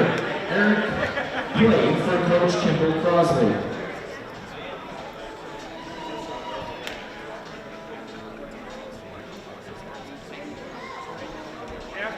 Next up is Alec Hall, a 2004 graduate of Joseph Case High School. This is his first appearance in the Alumni game. Alec was a starter for the 2004 Southwest Conference champion Carlin squad. The captain and second team All-SEC recipient his senior year. Alec played for Kimball Crossley. Making his third appearance in the Alumni game, Ben Erard is a 2005 graduate from Joseph Case High School. Ben was a member of the 2004 SEC champion Cardinals, a three-year starter, team MVP, SEC All-Star. Ben played for Kimball Crossley and Keith Alabesco. Rounding out the Hall brothers is David Hall, a 2007 graduate. This will be Dave's first appearance in the Alumni game. A prolific scorer in his time, he finished his career with 947 points, ranking in the top 10 all-time for the men. An SEC All-Star his junior and senior years, as well as team MVP his senior year. Dave played for Keith Alabesco. Joey Kamal is a 2008 graduate of Joseph Case High School and is making his third appearance in the Alumni game. Forced to miss his senior year due to an ACL tear, Joey was an SEC All-Star his junior year. Joey was the JV basketball coach at Case in the 2017-18 season and coached a number of participants in this year's game. Joey played for Keith Alabesco. The leading point scorer in last year's game, Chris DeShane, is a 2008 graduate of Case High School and is making his third appearance in this year's game. Chris was an SEC All-Star his senior year and a team captain and Dave Cohen's award nominee. Chris played for Keith Alabesco. Making his second appearance in this game, and he has a baby girl on the way. Jimmy Carson is a 2009 graduate of Joseph Case High School. Jimmy did a little bit of everything in his time wearing the maroon and gold. He played for Keith Alabesco. Ryan Oliver is a 2010 graduate, and he will be making his third appearance in the Alumni game. Ryan was a three-point specialist for the Cardinals, an honorable mention SEC All-Star, and Dave Cohen's award nominee his senior year. Ryan played for both Keith Alabesco and Tim Plant. Speaking of Plant, we have Tim's son up next. Matt Plant is a 2013 graduate and participated in last year's game. Matt was an honorable mention SEC All-Star his junior year and SEC All-Star his senior year. He was the team MVP, Dave Cohen's nominee his senior year, and played for his father. Dennis Leonardo was a 2013 graduate of Joseph Case High School and will be his third appearance in the Alumni game. Dennis was a tremendous competitor and rebounder, as well as a team captain his senior year. Dennis played for Coach Tim Plant. And rounding out the OGs, Dustin Manley is a 2015 graduate who will be making his third appearance in the alumni game. Dustin was an athletic wing and an athletic player who can guard multiple positions and was a captain his senior year. Dustin played for Coach Tim Platt. Let's meet the young guns, starting with Kyle Brady, a 2016 graduate of Joseph Case High School. Kyle will be making his first appearance in the alumni game. A low-post player with a smooth J. Kyle was an honorable mention SEC All-Star, as well as the Cardinals' Dave Combs nominee his senior year. Kyle played for Dan Wenzel. Making his third appearance in the alumni game, Brandon Costa is a 2017 graduate of Joseph Case High School, a physically imposing guard. Brendan was the team captain, SEC All-Star, Herald News All-Star, Boys and Girls Club All-Star, and team MVP in senior years. The Cardinals Dave Combs Award nominee his senior year. Brendan was one of the best leaders the Cardinals have seen over the last 20 years. He played for Tim Platt and Dan Wenzel. Sean Gorman really likes that he was one of the better leaders in the last 20 years. And speaking of Sean, he is a 2017 graduate and participant in last year's game. Sean was a captain his senior year and a defensive specialist for the Cardinals. Coaches Award winner, SEC Sportsmanship Award recipient his senior year. Sean played for Dan Wenzel. The Milford Park legend, Peach Foss! Nathan Major is a 2017 graduate and will be making his third appearance in the alumni game. Nate was known for his outside touch during his time with the Cardinals, and he played for Coach Dan Wenzel. A 2018 graduate of Joseph Case High School, Drew Plant, will be making his third appearance in the alumni game. Drew finished his career with 1,062 total points, ranking second all-time for the boys to land at Cape. A 2-year captain, SEC All-Star, Herald News All-Star, Boys and Girls Club All-Star. Drew was the first ever South Coast Conference MVP in 2018. He was the Dave Combs Award finalist and team MVP his senior year. Drew was also a member of the 2018 Massachusetts All-Academic Senior Team, who played for Dan Wenzel. Chris Costa, graduate in 2019, will be making his third appearance in the alumni game. Chris was a defensive specialist and fierce competitor for the Cardinals. A captain his senior year. Chris was a Coaches Award winner his junior year, and honorable mention SEC All-Star his senior year. Chris played for Coach Dan Wenzel. Logan Sharon is a 2019 graduate of Joseph Case High School and is making his third appearance in the alumni game. Logan was a captain his junior and senior year, and was a player who could do a little bit of everything for the Cardinals. A Coaches Award winner his sophomore year, SEC Sportsmanship Award winner his junior year, SEC All-Star, All-Herald News his senior year. Logan was also the Cardinal MVP in 2019 and their Dave Combs Award nominee. He played for Dan Wenzel. Let's give a hand for Josh Creedy, a 2022 graduate and 4-year member of the program. Josh was a tremendous contributor to the program, highlighted by his senior night performance, where he led the team out and scored the first basket of the game. Josh played for Coach Dan Wenzel. Kaden Gonzalez is a 2024 graduate of Joseph Case High School. Kaden was a 3-year starter and 2-year captain for the Cardinals.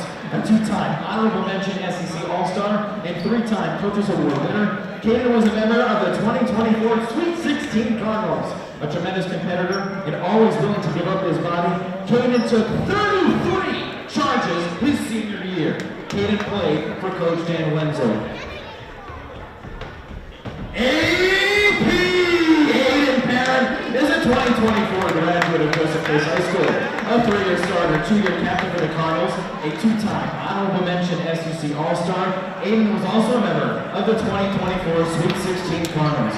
A sharpshooter back in the day, he finished second in his SEC senior year with 55 made threes. AP played for Coach Dan Wenzel. Last and certainly not least, Chris Memorial is a 2024 graduate of Joseph Case High School, a 3-year member of the varsity squad and a starter of the 2024 Sweet 16 Cardinals. He was a defensive specialist known to lock down the opposing team's top offensive player. Chris played for Coach Dan Wenzel. Let's meet the coaches for the OGs. It's the man of the hour himself, Dan Wenzel, in his 10th season behind the bench for the Cardinals. We've been there since the 2015-2016 season. They will be coaching the OGs. For the men, it's Hunter Oliveira. For the men, obviously. For the young guns, it's Hunter Oliveira, a 2018 graduate and a two-time player in the Alumni game. Hunter will be coaching the young guns this year due to a recent knee surgery. A slashing arm in his day, Hunter unfortunately had his senior year cut short due to an ACL tear. Hunter played for Coach Jay Wenzel. Our official today, Joe Montero, a 1973 graduate of Joseph Case High School, and a former retired teacher at Joseph Case Junior High School. And Scott Owen is back for his second game today, a 1977 graduate of Joseph Case High School, also a former teacher at the junior high school.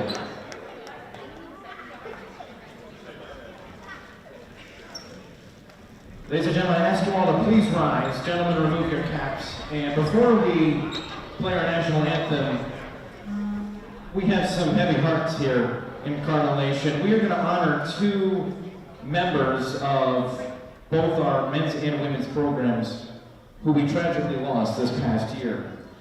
Liz Reynolds passed away last year and was a member of the 2005 state champion squad and had the women's game dedicated to her by her sister Kristen. Steve Drabick, also, we lost him earlier this year, was a 2007 graduate of Joseph Case High School and 4-year member of the program. I ask for a moment of silence in their memory.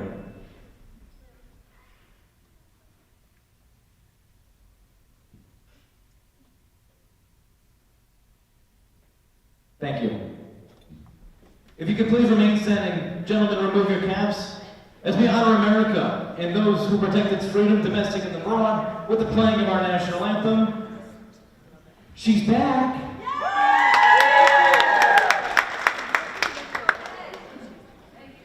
Oh, say, can you see by the dawn's early light what so proudly we hailed at the twilight's last gleaming, whose broad stripes and bright stars through the perilous fight o'er the ramparts we watched were so gallantly streaming, and the rockets red glare, the bombs bursting in air, gave proof through the night that our flag was still there.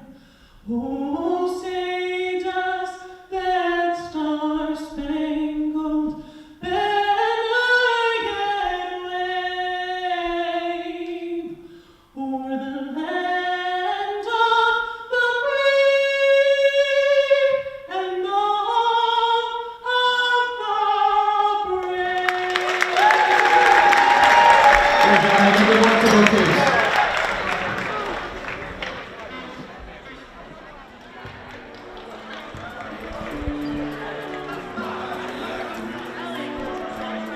Thank you, Brady, for those courtside introductions.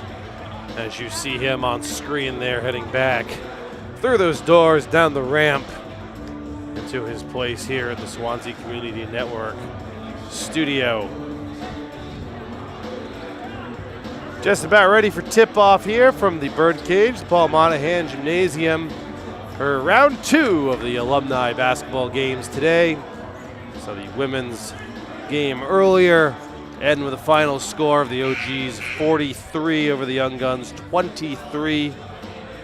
The game controlled by Sarah Fulmer and Mal Dekoff for the OGs. Out here for the Young Guns. Starting lineup, we have Aiden Parent, Logan Sherratt, Kyle Barabee, Drew Plant, and number 32, Brendan Costa, out there for the Young Guns. Welcome back, Brady. I just learned some news that I can't wait to share. All and right. AP knocks down his first three. Off to a quick start with Aiden Parent with that three. He did a lot of that back in the day. I just learned Okay. from Shannon Silva Yeah. that on May 10th, we're going to have the first ever Joseph Case High School softball alumni game. Oh, that sounds fun. And I told her I was free. So I think she expects that we're doing it.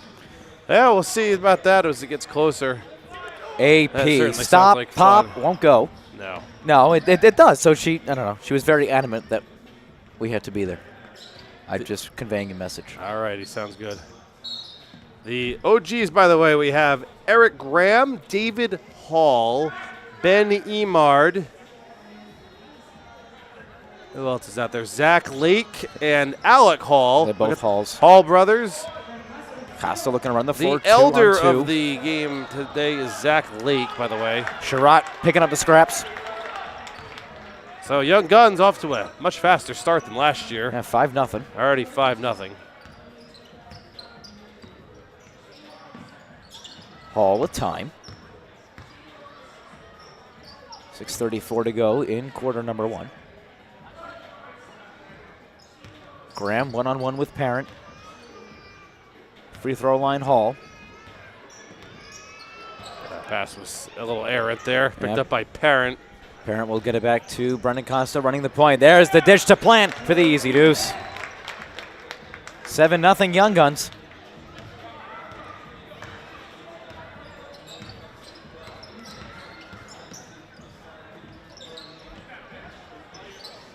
Emard on the wing, one-on-one with Costa. Swing it to David Hall. Guarded by Plant, That was 54's Alec. or Hall. Alec Hall, rather. Oh, they ended up, all right, so as we did have originally, it was 2 15s. 15. Yeah, Alec Hall was 54. So David's 55, Alex, that actually kind of makes life easy Yeah. when you think about it. But no, we were told that both Hall and Manley shared 15. I guess they found another jersey. This is David Hall, rises from the free throw line, can't knock it down. Parent grabs a miss. Finds Plant, and well, you were here during his prime. I was. Costa corner three, too strong. Offensive rebound of Drew Plant. Wanted that shot, had a hand in his face from Emard. Parent is 2 of 3 from distance. I remember you saying last year, The timeout called by Yeah. Coach Dan Wenzel of the OGs. I remember you saying last year, reminiscing about Drew. Yeah. When I just remember this quote, you said when he played in this gym, Yeah. it was must-watch It basketball. was. He was. It was. It wasn't so much thinking about how Drew Plant's going to do. It was how many points is he going to score tonight. And his final game he played, it was a playoff game against Wareham. So that was a year where Wareham had an off year, if you want to call it that. Case was the 7 seed, Wareham was the 10. Of course, they drew each other in the tournament. And Wareham's strategy was double team Plant the whole time. No matter what happened, he was double teamed. So he couldn't really get a great look either way. But when he was on, I mean, it was. He at one point had the record for boys. I Up don't know. until last year, Until the last year, it was finally broken by Gonzalez, I think. Caton. Hayden, Landon Caton. Landon Yeah, Caton broke it. Yeah, finished okay. with 1,072. So Plant, that to give you an idea how his record stood for several years. And playing the baseball pass, picked off by Manley, who hopscotches back. Leonardo Parent got a fingertip to that. Plant hit somebody's shin. Jimmy Cross coming up. Trying Jimmy to, Crossan doing his best Jose Alvarado. Logan Sherratt driving baseline, kick back out. Plant has a wide open three, and he missed everything. It's always a little bit, Ellie Roberts. That was an air ball by Drew Plant. So Ellie said she's going to announce, but she's never done it before. So she was very nervous. Told her she'd be fine, just talking about what you see. And I think, you know what? She's doing a great job. She's got a little comedic flair. Talking about Drew Plant and the air ball. Interesting, both Plants wearing 45 today. are they really? They are. Drew Oh. and Matt both wearing 45. Again, making it make our jobs easier. They are not. They're cousins. Yes. For anyone wondering, they are not Their fathers are brothers. Gaboriel, 3, won't go. Roger and Tim are their respective Yes. fathers. Yep. Yes. Roger is in the house tonight. Manly's runner got it off the glass. OG's finally on the board. Yeah, get that started for the OGs. Get it going a little bit. Major swing it to Gaboriel. He drives wildly off the glass. Wild Won't go. shot Yeah. there, yeah. Cross in, overhead. Leonardo, Oh. that was picked off. Pickpocket. Sean Gerling running the floor. Major back, Creaney. Siga with it. Creaney forces up a shot. That was partially tipped. Gaboriel on the baseline. Gerling 4 feet behind the line. Missed everything. Matt Plant right there.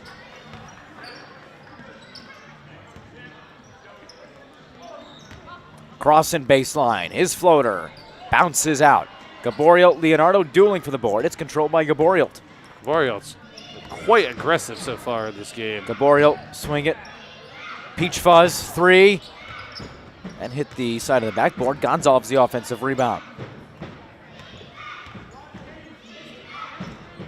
Gonzalez from Gerling in the corner. That rattles out.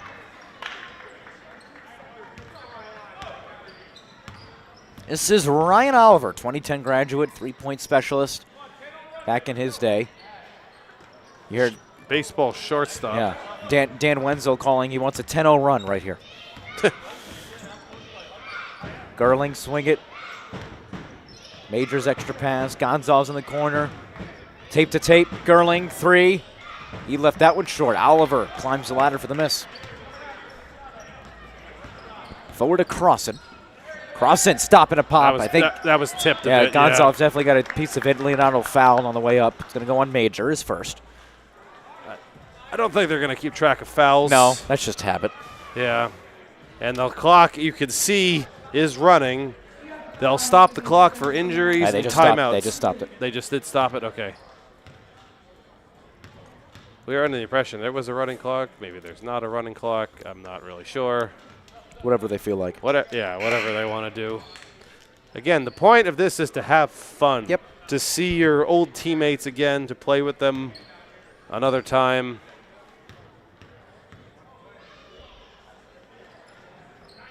He gets the other one. He gets one. 10-3.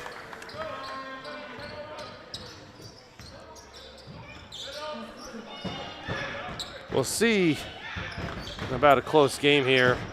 If you tuned into the other game, you know this, but if you did not watch the women's game, Brady and I can attest it was really never close from the start. No. The OGs pulled away immediately. A nice slide! A slip and slide out there from Chris Costa, which at all doesn't surprise me. I'm going to say that brings back memories. If you did not watch Chris Costa play years ago, He did that on a nightly He basis. did that on a nightly basis. I will never forget there was a game as Matt Plant gets that basket.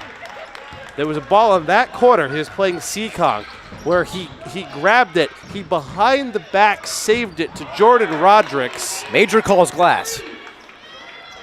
I remember. Who went in for it like an alley-oop and just dunked it, and the crowd went nuts. I remember going back and trying to prepare how to call a basketball game for the first time. Manly's fouled. Watching, you had said watch that game. Yeah. And I think it was for that reason. And I remember watching that and be like, wow.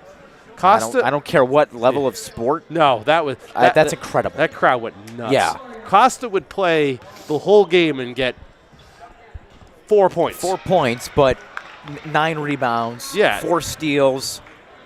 Dirty work. Yeah, you would think like, oh, he had an off game, but he would play the whole game. He'd rack up a ton of assists. Yep.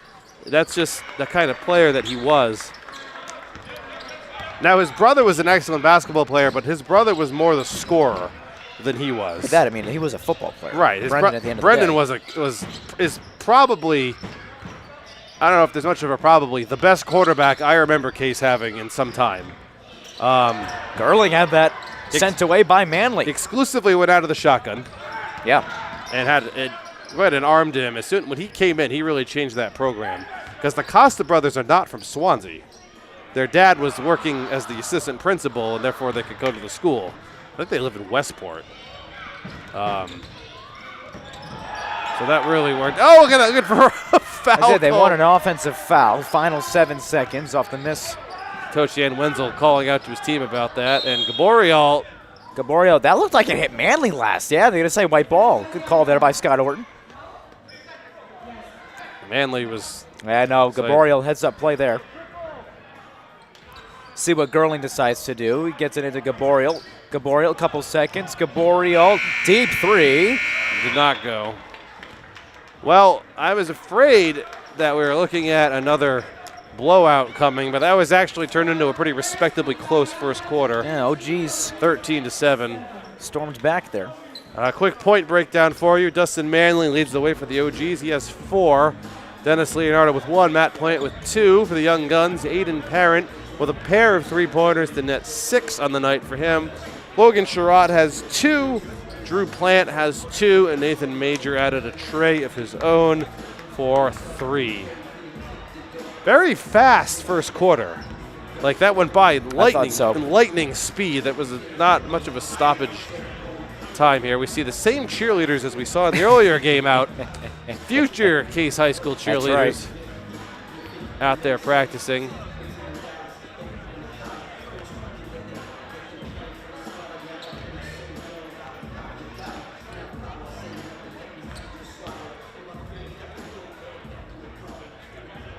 We did make a comment earlier. We actually did talk to Coach Dan Wenzel about this in between the games. I guess someone relayed something to him about the music. We made a comment that the music was loud. We were in reference to the original game 2 years ago in which the music was quite loud. It was actually at a respectable volume before. I want to say good choice of tracks and music. I out there think too. so. A little bit mix of everything. Yeah. I like it. Yeah, Chris DeShane ready to get it in on the side for the OGs to Ryan Oliver. We have a number of players on each roster in this game. 1, 2, 3, 4, 5, 6, 7, 8, 9, 10, 11. 12 on the OGs. 1, 2, 3, 4, 5, 6, 7, 8, 9, 10, and 11 on the Young Guns. So we have a lot of substitutions that we're going to be coming in and out of here. DeShane's that time getting his first deuce. And we're back to a pretty close game. 13-9 right now. Young Guns, their first look here of the second quarter. And that's in for 3. That was Brendan Costa. Will extend the Young Gun lead. Up to 7 now. Young Guns have led this entire game. Graham. Yeah, Graham, not Costa. Say no whistle here, but No, that was a whistle. I was going Young to say Guns will Graham take was over. trying to feed that to Joe Cabral. Nothing called. We continue on. 45 seconds into quarter number 2. Sherrod, the fake, up and good. 4 on the night for Logan.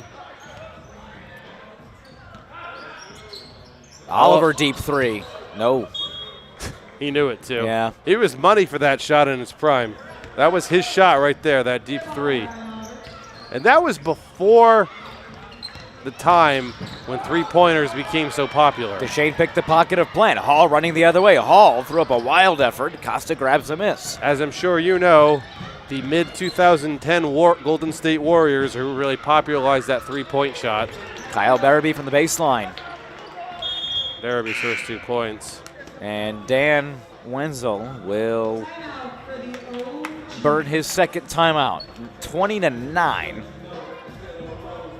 Young Guns up on the OGs here in quarter number 2. Okay, I must say something right now that Adam Kitchen, I love the artwork for the Young Guns we have on our screen. I second that. In front of us. It's a great choice.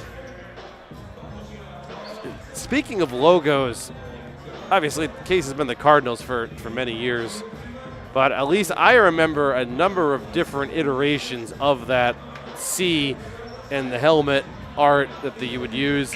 There's been the Louisville Cardinals Cardinal logo once. It was the Cincinnati Reds or Chicago Bears. I think that's the University of Chattanooga type of C that they have there. It's. I know what you're saying. Yeah. It's similar, not exactly No, identical. it's- But E-March straight away 3, hit front iron. High And Creaney with the rebound. High school using pro mascot in college logos is not uncommon. E-March through traffic, got whacked on the way up. So Ben Emard will go to the line for 2. Foul on Plant.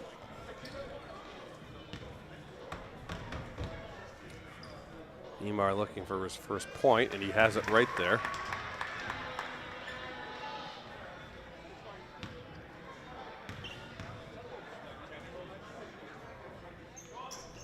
And only one. Emar on the board with 1 point.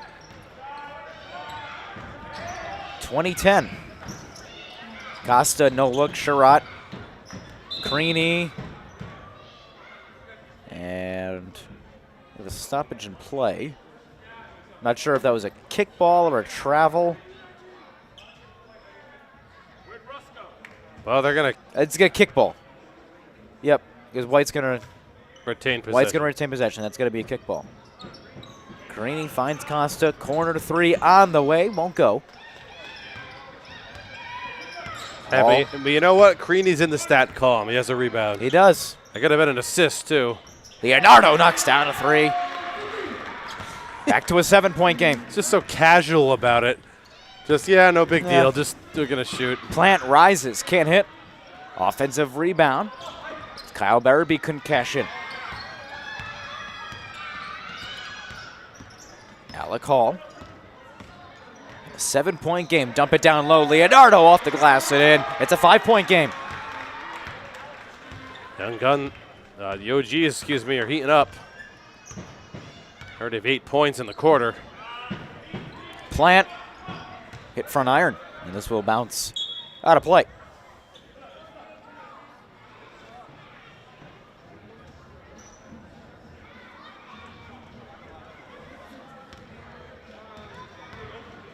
Hall to Hall. David swing it, Alec. Guarded by Sherratt. Screened by Plant, he'll pop. Plant tries it. Missed it wide right. Leonardo, though, doing the dirty work. Basically a long pass. Suddenly, Leonardo already has 8 points in this game. And it's a 1-possession game now. Young Guns need a bucket. Baseball pass. Sherratt, step back jack. In the box! Sherratt doubles the Young Gun lead to 6. Hall can't answer that time. Rebound to Kyle Barabee.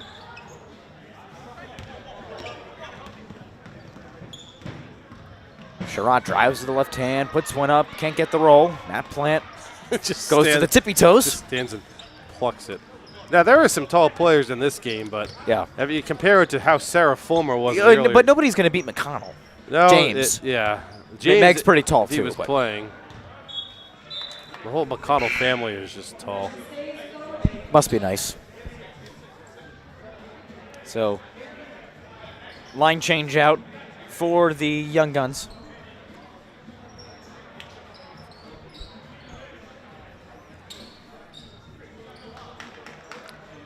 Gerling, Chris Costa, Gonzalez, Major, and Gaboriel. Plant, guarded by Gaboriel. Too easy. Plant's got 4. 23-19. We have a 23-19. There's a Monsters Inc. reference there for everybody. Gonzalez bounce, peach fuzz, extra pass, Gaboriel. Oh. Nice dish to Gonzalez. And he Yes. got the roll. That was a great no-look pass. 25-19. Young Guns out front here in the dying embers of half number 1. Alec Hall can't get the roll. Good look. Gonzalez, stop, pop. Can't open the can. Dennis Leonardo. Oh! We get an offensive foul.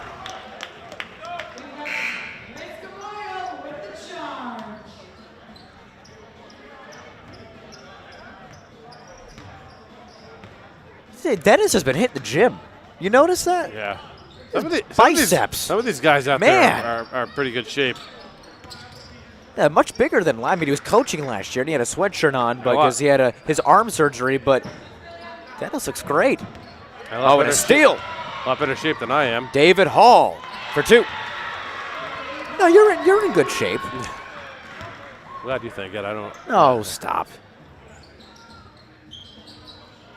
Gonzalez, swing it. Gerling. Acrobatic, won't go. Crossing with that rebound. Oh, he had it stolen. Sterling just pickpocketed him. Gerling picked the pocket. Chris Costa knocks down a 3. Is that Chris Costa? It's his first bucket of the game. 28-21, Crossan's Euro. Oh. He got blocked. Gonzalez quickly the other way. 2-on-3. Gonzalez going to work on the shade. Up with the left hand and in.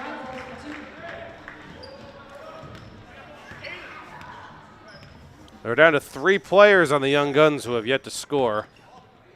Well, it was a 3-point game. It is Up to since tripled. 9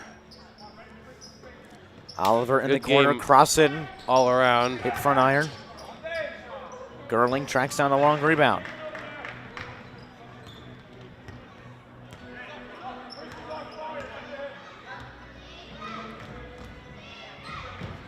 Gonzalez draws a double. That works it out for Major.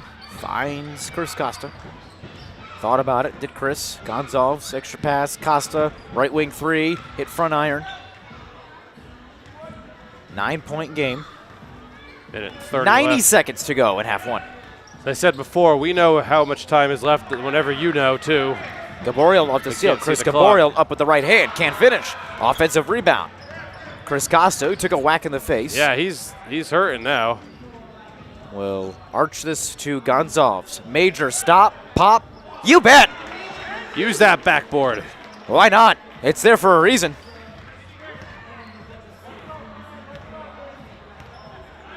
(33-21). Gaboriel, foul Not on a the floor. Not a shooting foul. Couple subs coming in. Aiden Parent. Joe Cabral in for the OGs. Jimmy Crossan came out. Dustin Manley also in there too. Leonard off balance, couldn't put it home.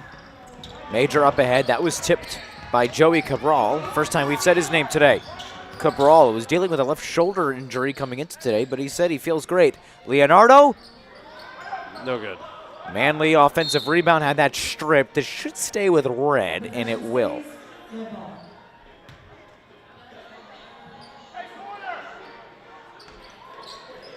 Dump it down low. Leonardo, and one!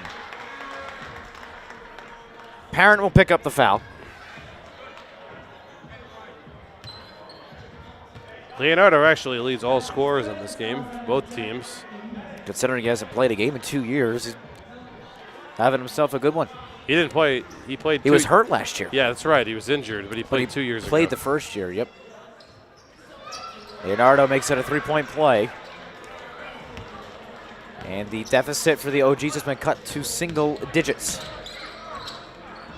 Caboriel trying to go to work on Cabral. You got it. And fights through traffic.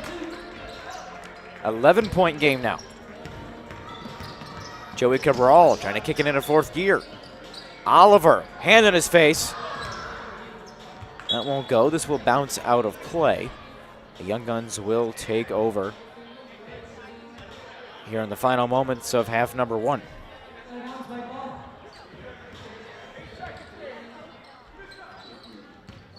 Gaboriel picks it up. Gonzalez rather picks up a half court. 5 seconds. Gaboriel, Major, one touch. AP, 3. Got it! And what a way to close the first half for the OGs. A 14-point lead. The Young Guns lead the OGs.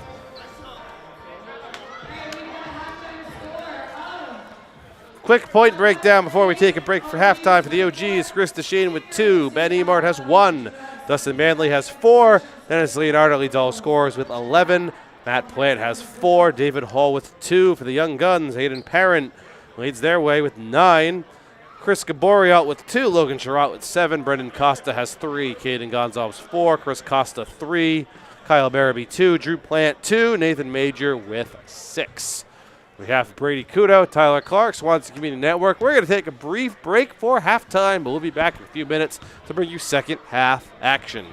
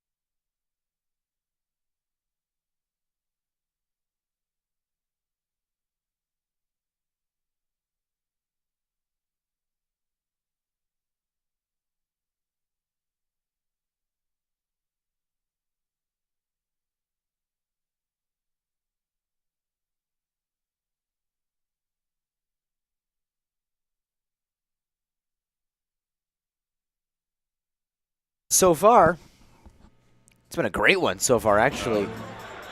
The Young Guns pulling away at the end of the first half, now up by 14. It was a 3-point game at one point.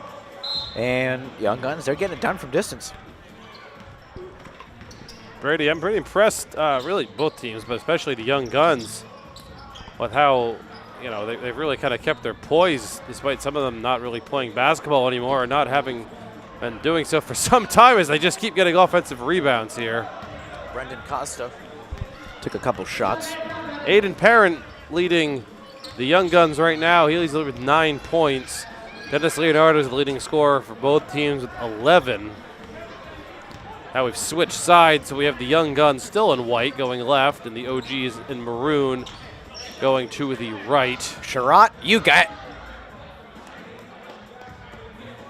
Now Sherratt's the leading scorer of the game for the Young Guns. He's got 10. So everyone on the Young Guns who's played so far has scored except for Sean Gerling and Josh Creaney, the only two who have yet to crack the scoring column. The OGs were still missing baskets from about 6 guys I see. See Zach Lake out there. He's the oldest player in this game. I have not seen him play a whole lot so far. So it's good to see him back out, as this is going to be, Logan Sherratt's going to have a chance at a 3-point play. Did he get the basket? Okay. Logan, 2019 graduate. And he knocks it completes down. He's up to 13 points. And the Young Guns just add to that lead. They're up by 20 right now. This is about the lead that they came back from in the game last year to almost win. Cabral, that won't go. Zach Lake with the rebound, no good. Majors right there. Yeah, as we were talking about it, we've mentioned it a few times, it was give or take a 20-point game, and the OGs stormed back, never took the lead, but they did end up only losing by 1. But a large part of that, though, was James McConnell just sitting at the low block and just banking it in off the glass. Unfortunately, James not playing this year, so they're going to have to find other resources. Good defense from the Young Guns. Cabral, straightaway 3, hit front rim. Had the look, just He did. Not much else there. Costa, swing it, nice pass. Plant, can't get a 3. Plant's been pretty quiet. He only has 2. It was quiet last year, too, if you remember. Hall, He had just a layup earlier. that was one of the opening baskets. I mean, he was quiet last year. He still had 12 points. He had 11 the year before. Lake with that steal finds Joey Cabral. OG's yet to score here. In the Cabral. half. Still yet to score. Eric Graham, the offensive rebound. Cabral gets it back outside. One touch pass. Emard straightaway 3 won't go. Lake, the offensive rebound, puts it off the window and in. Zach Lake into the scoring column. You can hear the eruption of cheers for that. A lot of Zach Lake fans here, as well as the Hall brothers, and Emard off the steal. That was tipped, and he will go to the line and shoot 2. Looks like Sherratt got him on the wrist.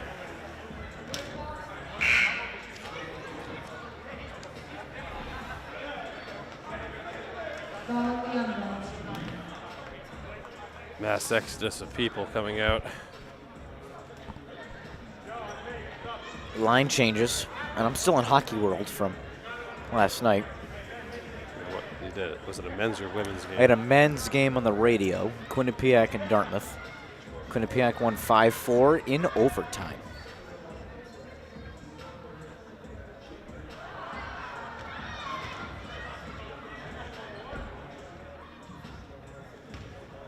Top 20 showdown, too. Dartmouth needed the win, but couldn't get it done, unfortunately. So Emard goes 1 of 2, and he will sit 2 points for Ben.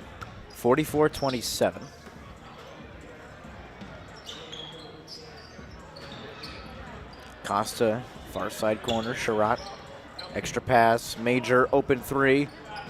He's had two in which he's called glass. Can't get it that time. Crossing along the baseline, too strong. Brendan Costa right there. Costa, forward pass, and Sherratt caught it out of bounds. A little bit too far. Just a tad.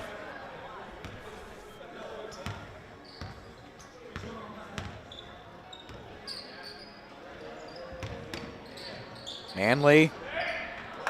Good take. Plant will back it outside. Swing it, Sherratt. Drive inside.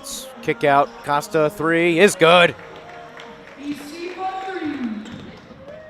Brendan Costa makes it a 20-point game once more.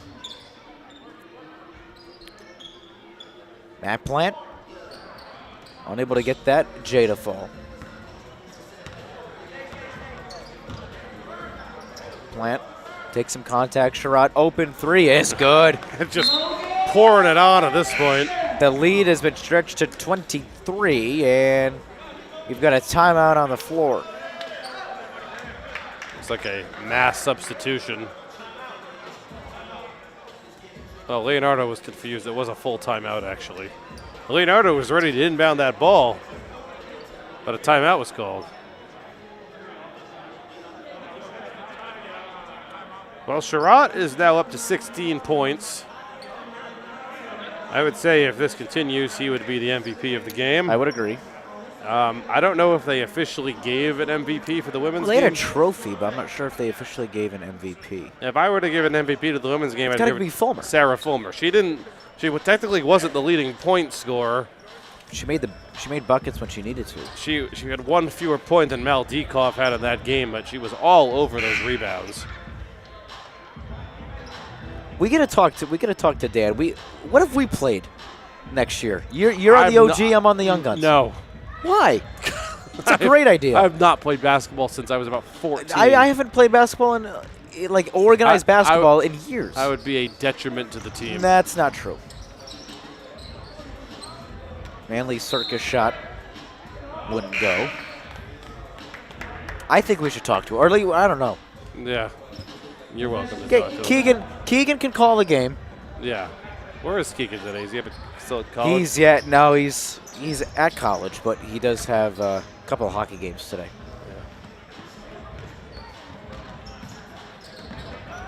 Busy Boreal. guy. Yeah. People that start at Swansea Community Network are kept busy in the future. Keegan's grown a lot from when he first started, Yeah, too. he has. I know he's one of your better friends. Yeah. DeShane.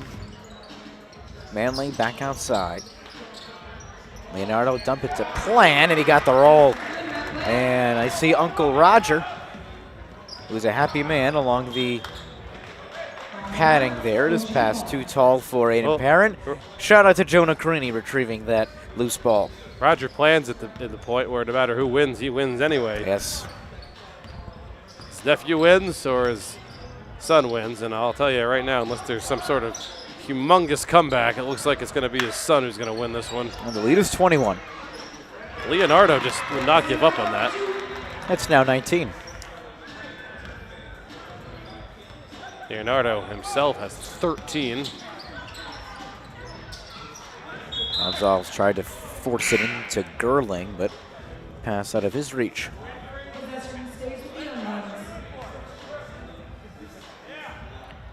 Possession will stay with the Young Guns, though. Gonzalez into Aiden Parent.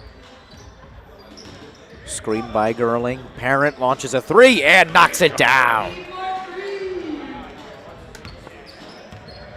53-31. It's 12 for Parent on 4 3-pointers. You said you give the MVP to Leonardo? No, it's Sherratt. Oh, Sherratt. Leonardo would be the MVP for the OGs. Yeah, I was a Sherratt or Parent, but no, I'm with you on the Sherratt. Fouls on number 42, Kyle Berry. Kyle Barabee picking up the foul. Matt Plant will go to the line and shoot two. Matt Plant, 2013 graduate, honorable mention SEC All-Star his junior year, and yes, he did just airball that free throw. SEC All-Star his senior year, team MVP his senior year, played for his dad, Tim, who is now at Bristol Plymouth. Front end of that one that time, got his own rebound though. Matt Plant, Oh, he tried missed for the it. dunk, but he missed it, got it back. Second opportunity won't go. Grabs another offensive rebound. Pinballs out I don't to know Kyle Barabee. that was partially blocked, or I'm not really sure. Parent in transition knocks another one down. Is that 5 threes now for AP? 5 threes. Just like old times. Oh! Manley has that swatted by Barabee. Parent picks up the loose change. Up ahead to Costa. In for 2. Ellie said, Brendan, why didn't you dunk that? And he says, I'm too little. DeShane cutting in. Had that strip baseball pass taken away. Dennis Leonardo off the window and in. So Drew Plant, hockey style change here for the Young Guns, checks in for Barabee. Drew Plant one-on-one with Leonardo. Gonzalez, top of the key, swing it to Costa on the right wing. Costa launches a deep 3, hits front rim. Rebound tap to Matt Plant. DeShane, bounce Manley on the baseline. Leonardo, right wing 3, hit front rim. Rebound comes to Drew Plant.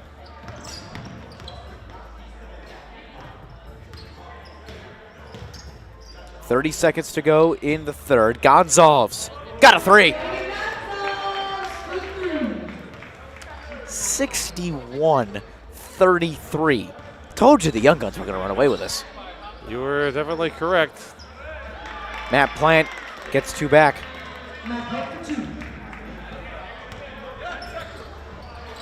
Gonzalez can't hit his second in a row. And DeShane walking the tightrope. Feeds it to Leonardo inside as time expires. 61-35. And I think we're due for a point breakdown. Right on cue. Here's a quick point breakdown for you. For the OGs, Chris DeShane with 2, Ben Emard with 2, Dustin Manley with 4, Dennis Leonardo leading scorers for the OGs with 15 points. Zach Lake has 2, Matt Plant has 8, and David Hall with 2 for the Young Guns. Aiden Parent with 15, Chris Gaboriel has 2, Logan Sherratt leads all scorers with 16 points. Brendan Costa has 8, Caden Gonzalez has 7, Chris Costa with 3, Kyle Barabee with 2, Drew Plant with 2, and Nathan Major has 6. If you add that all up, it equals a 61-35. The Young Guns have already scored more points than they did than anyone has scored in this game in the last 2 years.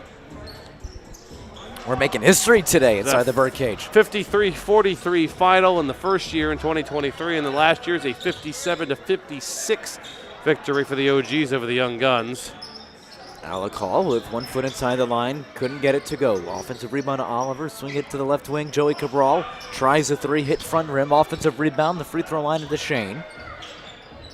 Ryan Oliver, left wing 3 again, this time hit back iron. Another offensive rebound. Offensive rebound going strong. Oliver was driving, had it picked by Costa. 2-on-1 for the Young Guns. Costa takes the contact and is fouled pretty hard. DeShane will pick up the infraction.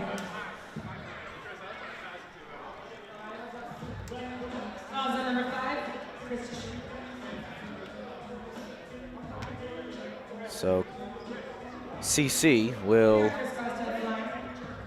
shoot 2.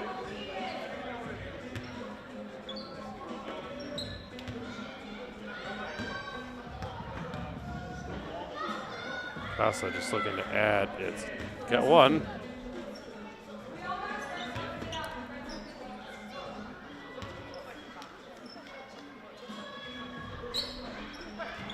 But the hustle by Costa, he hit the deck hard, as did Lake. And that's the risk with playing in this game, is an unwarranted injury. Especially when you're just playing for fun. Yep.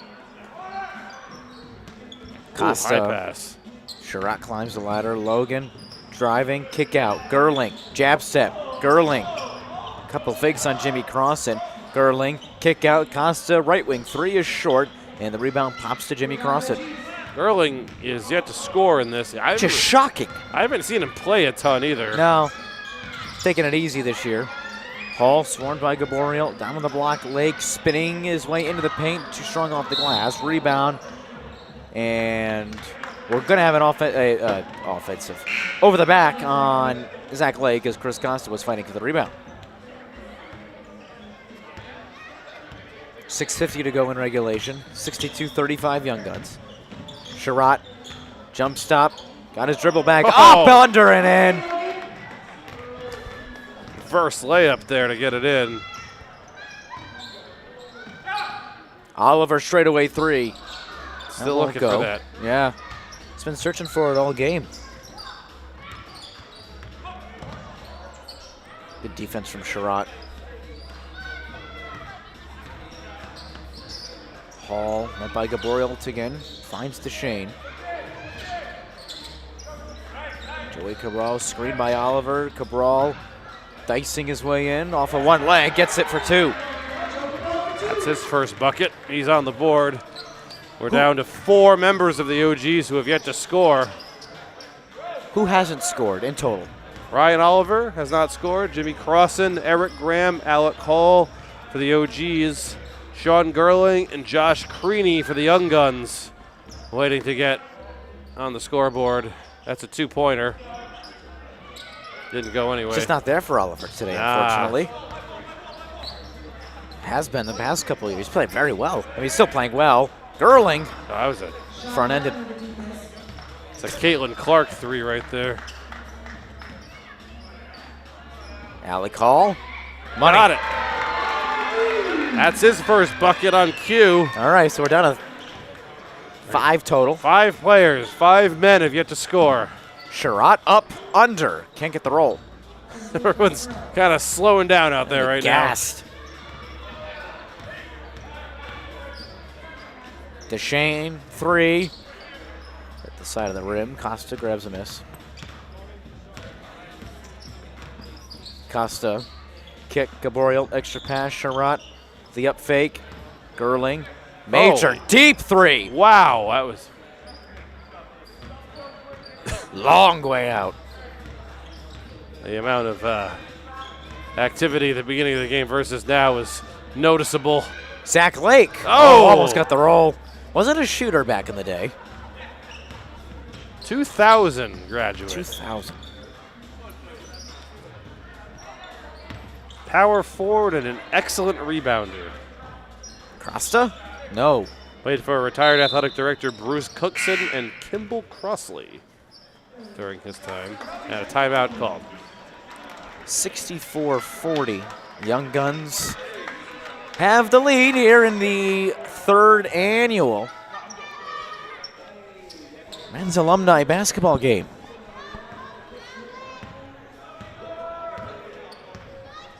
I mentioned earlier, I'm sure those of you at home can see Shannon Silva in the bleachers right now, sporting the bright gold Joseph K. softball sweatshirt. After my courtside introduction, she pulled me aside. I thought she was going to yell at me for something, but I didn't do anything. So Drew Plant finally knocking down a 3. So she tells me May 10th, write it down, softball alumni game. Graham with the floater. Just missed the roll. Want to get him in on that. I'm not sure how much time is remaining. Can't quite see it. AP in the corner. That might have been. That was blocked, I think. Yeah. Partially. Leonardo with numbers the other way. 4-on-3. Leonardo got fouled by Brendan Costa. He will shoot 2.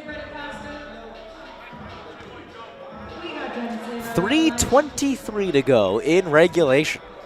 25-point lead for the Young Guns. Yeah, it's been fun though. Been fun for them, been fun for us. Yeah. I mean, I can't speak for you. I've had fun.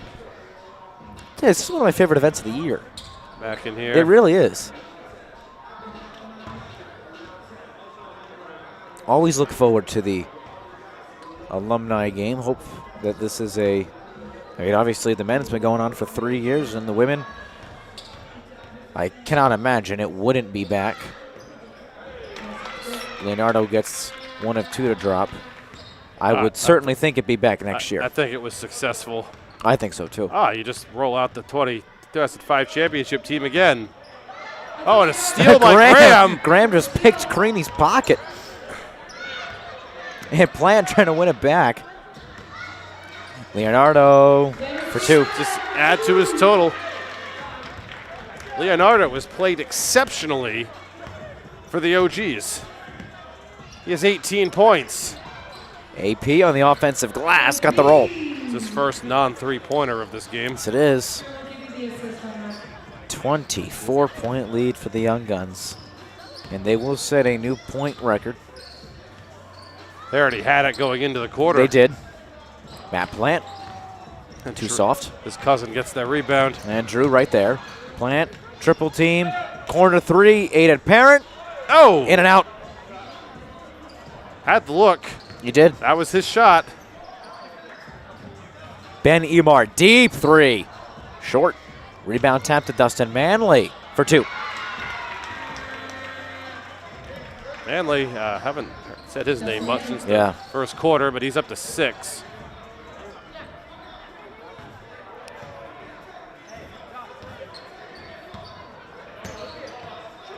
Plant, Creaney.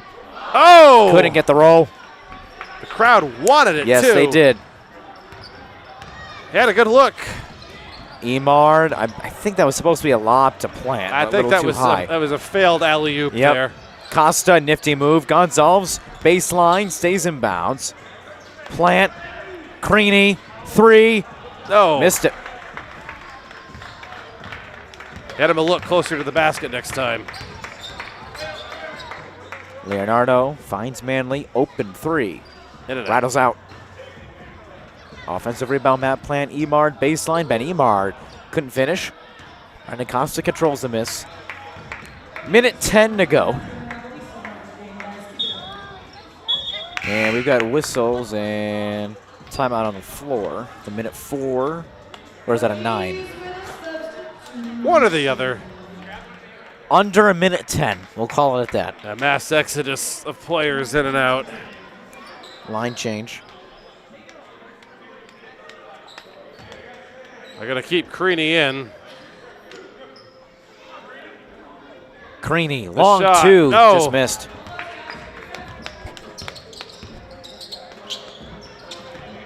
Pass that looks like it hit the foot of Jimmy Crossan. No kickball here. Hall, corner three. Out. Oh. Look at Deshane. Oh, Deshane out of nowhere. And there goes David Hall hitting the deck. OG's with the steal. This is tipped up by Gaboriel. He will track it down like a wide receiver. He was a wide receiver, actually. Gaboriel did play football. Creaney, too hot to handle. To Creaney. Gonzalez saved it. Creaney couldn't get it. 31 seconds to go. And Deshane will find Crossan. Crossan. Careful, Jimmy. Oh, boy. 20 seconds. 20 seconds. Plant. Forward. Costa. Creaney. No. Costa grabs a miss. Back to Creaney again. No. Costa another rebound. Back up for Creaney. Yes! Josh Creaney's on the board. Josh Creaney with the basket. And the crowd goes wild. Crossing from half court. No. Who cares? Josh Creaney scored. 71-47. Your final score. Quick point breakdown. Chris Deshane finishes with 2. Ben Emard 4. Dustin Manley 6. Joe Cabral with 2. Dennis Leonardo tied for the leading scorer for both teams with 18 points. Zach Lake with 2. Matt Plant with 8. Alec Hall with 3. David Hall with 2 for the Young Guns. Aiden Parent 17 points. Chris Gaboriel added 2. Logan Sherratt, possibly the MVP of the game in my opinion. Yeah. 18 points. Brendan Costa had 8. Josh Creaney with that 2-pointer at the end. Caden Gonzalez had 7. Chris Costa 4. Kyle Barabee 2. Drew Plant 5. Nathan Major with 6.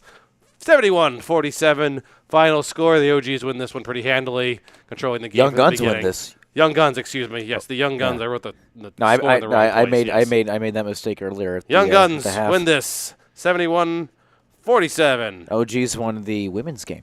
Yes, they did. Well, Brady, it's been fun. Until next time. We'll see you soon.